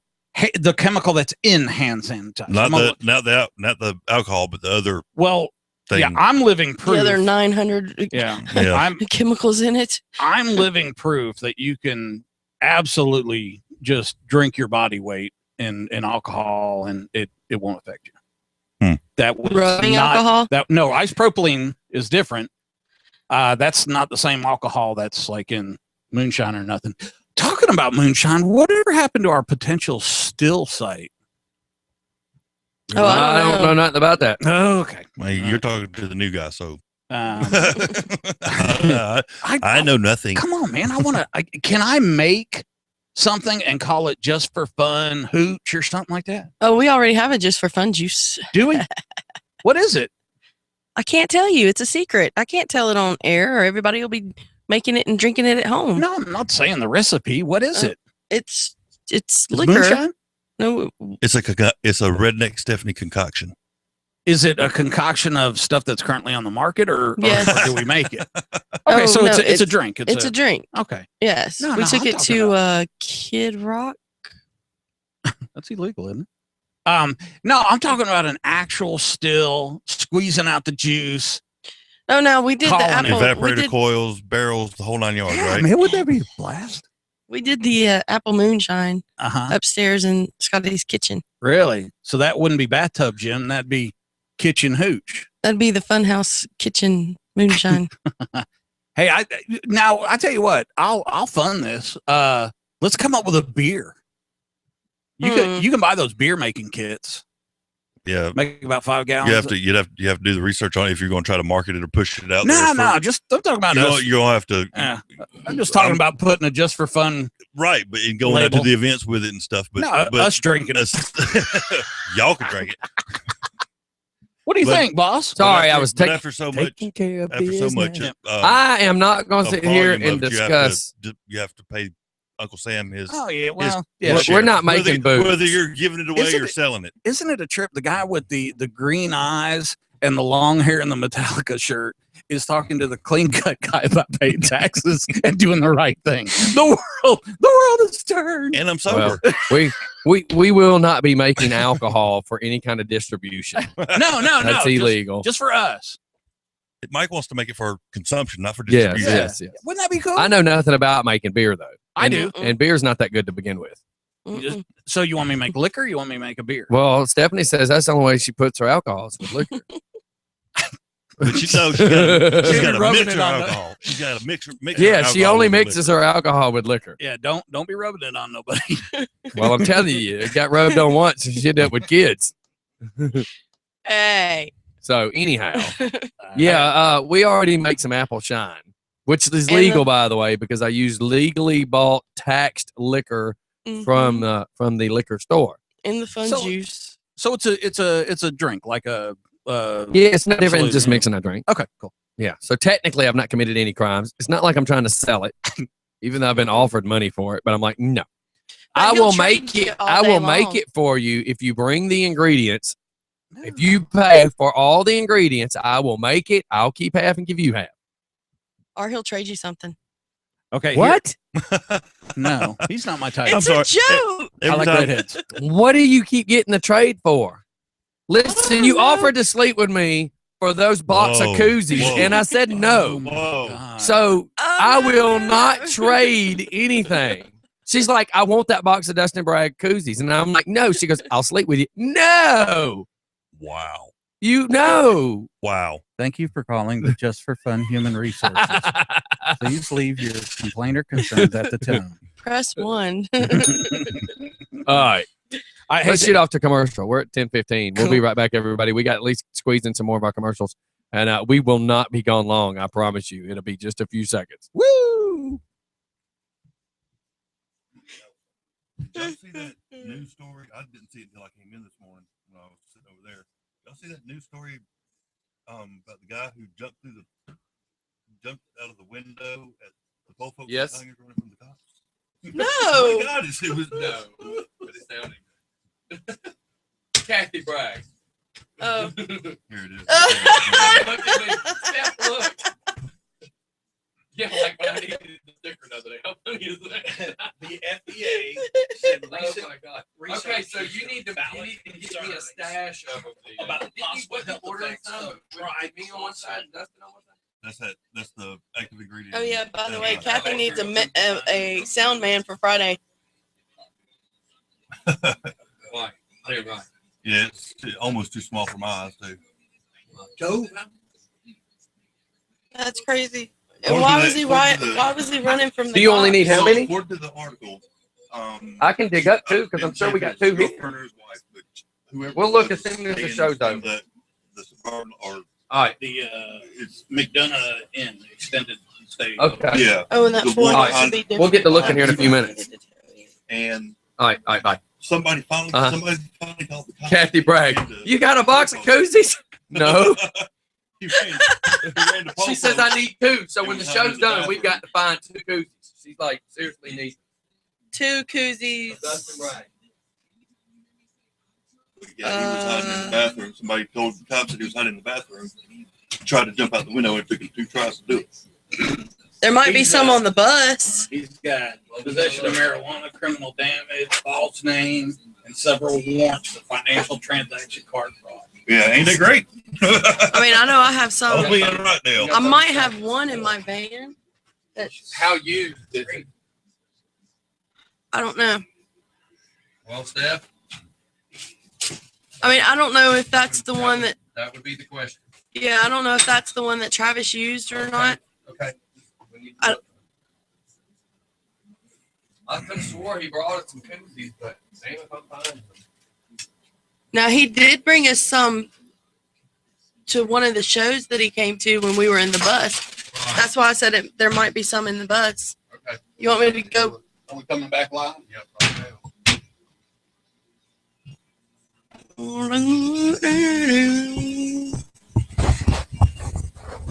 I thought you was going to do something. Don't trust him. He did do something. All right, we're back. I need clarification, Tubby. Need clarification. I got that sheet that you made about got me divorced. So I need to know, was it the stuff I made or the stuff that Steph made? Because I know they got in a little bit of a disagreement at KISS. Were they drinking the? No, we didn't have the fun juice then. Okay, so then it would have been the juice at my house when she was on video when I played Kryptonite. Because she's on video throwing up like hand signals going, and she's like wide open singing Kryptonite. Yeah, that's some good video. Down the hall and to the right. Yep. So there you go. All right. All right, y'all. We at the 10:18 mark. What does everybody have planned for the day? I gotta go. Who see cares? My shrink. What else do you got? No, I'm kidding. Go ahead. No, that was a joke. It's all right. I already don't feel like part of the team. So you gotta go. I gotta see my shrink. Are you gonna go tell them I don't feel like I'm part of the team now? Absolutely. She's gonna go. So how's it Hey, going? speaking of team, where's the shirts, dude? Man. The embroidered shirts. You know what? I'm glad you said that. Let me look right now. The reason I'm asking is, you know what Friday is? Yes, sir. Yes, sir. What's Friday? It's the day after Thursday, day before Saturday. No. Really? What is Friday? The I gotta My look at the daughter's calendar. birthday. Oh, is it really? It's Relay for Life Relay in for Life. Covington, Relay where for we Life. will be from like 3:30, Yes. 4 o'clock p.m. on Friday till Yes. way Ever. after 7 a.m. the next day. So Yes. we're going to have the bus pulled in. Thank God it won't be hot enough to need an air condition, but Yes, because it'll be all night. we'll at least have the generator to where we can have a heater if we need in the bus. Because I got a feeling we're going to be taking shifts like sleeping, Yeah. which means I got to. Which the bad thing is you can run the DJ program and so can I. So that Yes. means me and you will be taking turns Yes. running the program. Because all And you can't all- drink because we're going to be on church. Oh no, and all Travis. No drinking on church property. Oh, I know. Now there can be holy water, but that means it has to be clear. And Travis, the only thing that he knows really how to do. Mike's the only one really giggling. She's over here still going. Yeah, I know. I know what you're talking about. Travis, the only thing he really knows he's to talking do about is holy water. the speakers and the sound. Like. Yeah, but we don't do any of it. Yeah, you're not using yours, so. So we will be at work Friday night. Man, I mean, like literally, I'll do the show Friday morning, and then I don't know how I'm gonna.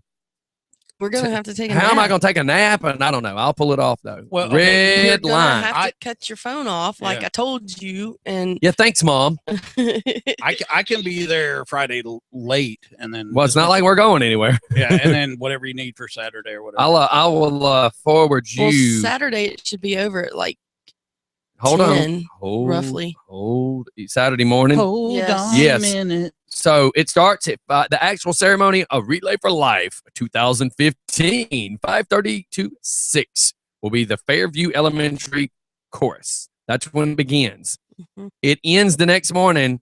It says wrap up between 6 and 7 a.m. Wow. It says clean up. Okay, clean up between 5 and 6, wrapping it up 6 to 7, close out ceremony at 7 a.m. They do the final lap with the Rocky theme. Okay, so it's all night long. All night long. All night. Okay. And you want to yell at me for singing? No, you're. No, I was said- yelling at you because you won't dance, you chicken turd. Wow. Hey, have you ever taken? I mean, will you do this on camera? No, I won't. Not sober, anyways. Okay, then there you go. Yeah. So you're not a team player. No. This fool leaned No, over and kissed me one day. No, Twice. have you ever taken? You've been in the construction industry. You'll get the image immediately when I say it. But you take a 2x4 and drop it straight down on its end, and the way it just kind of bounces there for a second. That's me when I dance. Oh, so you're like a bobber with a brim on the other side of it. Ding, I don't know. I don't know how comfortable. I don't know how comfortable I am with being referred to as a bobber. Me. No, you're the brim. You're the Y'all brim, are the dude. perverts. I wasn't thinking dirty like that. Wow. Yeah, sure. Wow. That's the reason you wear glasses. There you go. Ah. Wow. So anyhow, so we're at the 10:22 mark. Yes, that's where we will be. Like somebody threw me in a tag last night for somebody looking for a DJ to do a wedding on Saturday, like last minute. Well, I wish I could have helped. And I told the young lady, I'm like, look, I really wish I could help you, but I'm not going to be really beloved together here too. Oh, okay. Yeah. Here comes the Cuba Shuffle. Yeah, I wouldn't be worth nothing. Mm-mm. And I'm already nervous that I ain't going to be worth nothing come 4 o'clock in the morning, But that's where I rely on my team. We all got to get some new chairs, by the way, because we're going to have some good chairs. I tell you, I bought a new chair for my office at the house. Oh, I'm talking about outside chairs. I know. I got and they claim it's going to be 57 degrees. Yeah, baby. And 57 is not that cold, but when you're getting sleepy and you're not moving, you're going to be cold at 57 degrees. So everybody needs to make sure they got good pants, good shoes, good socks. A couple of snuggies and stuff. Couple of snuggies. Stephanie's going to come dressed up as a pink Teletubby or something. Well, yeah, my shirt's pink. Never mind, Steph. I was talking about the whole dressing up warm. He said snuggies. I said Teletubby outfit. I know. Did you know? Yes. Good Lord, child. What are we going to do? To her. Here's how you the birds and the bees work, Stephanie. Big hug. Oh, my Don't do God. that. I love Don't do you. You love me. So, yeah, that's Friday Mike. night, man. Don't do Good that. Lord, we're going to be busy Don't come do that. Friday night. And And we ain't apparently, if everything works right, we will have Oh yeah. people in to discuss. Well, because they were changing names on me, but Wanda Cookmore has been setting up some people that are going to come in Thursday. If you could see if Angie, or you can't come in Thursday, can Well, you? I told Angie I was going to talk to her later because she kind of needs a babysitting situation. Well, I got Pebbles, so maybe me and Pebbles and her boys, we can be outside. Okay. If the weather's nice, and that way she can come in and talk to you guys. That'd be cool. That'd be cool. So Pebbles needs to get out of the house anyway.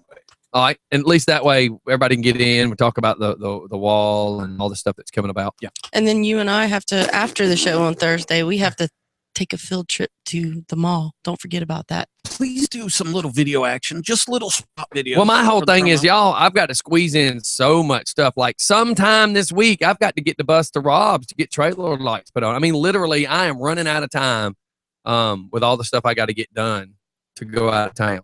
Well, What do we need to go to the mall for? She needs some new shoes.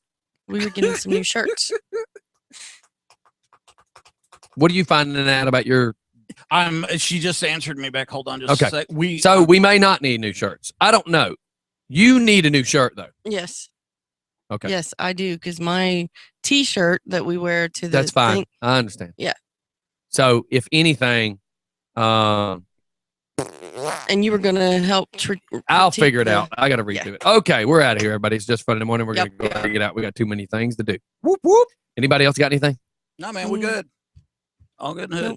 All right, man. Everybody have a great day. We're out of here. Bye, everybody. 15,000 things to do, and I got to go get them done. All right. See y'all later. See ya. Bye.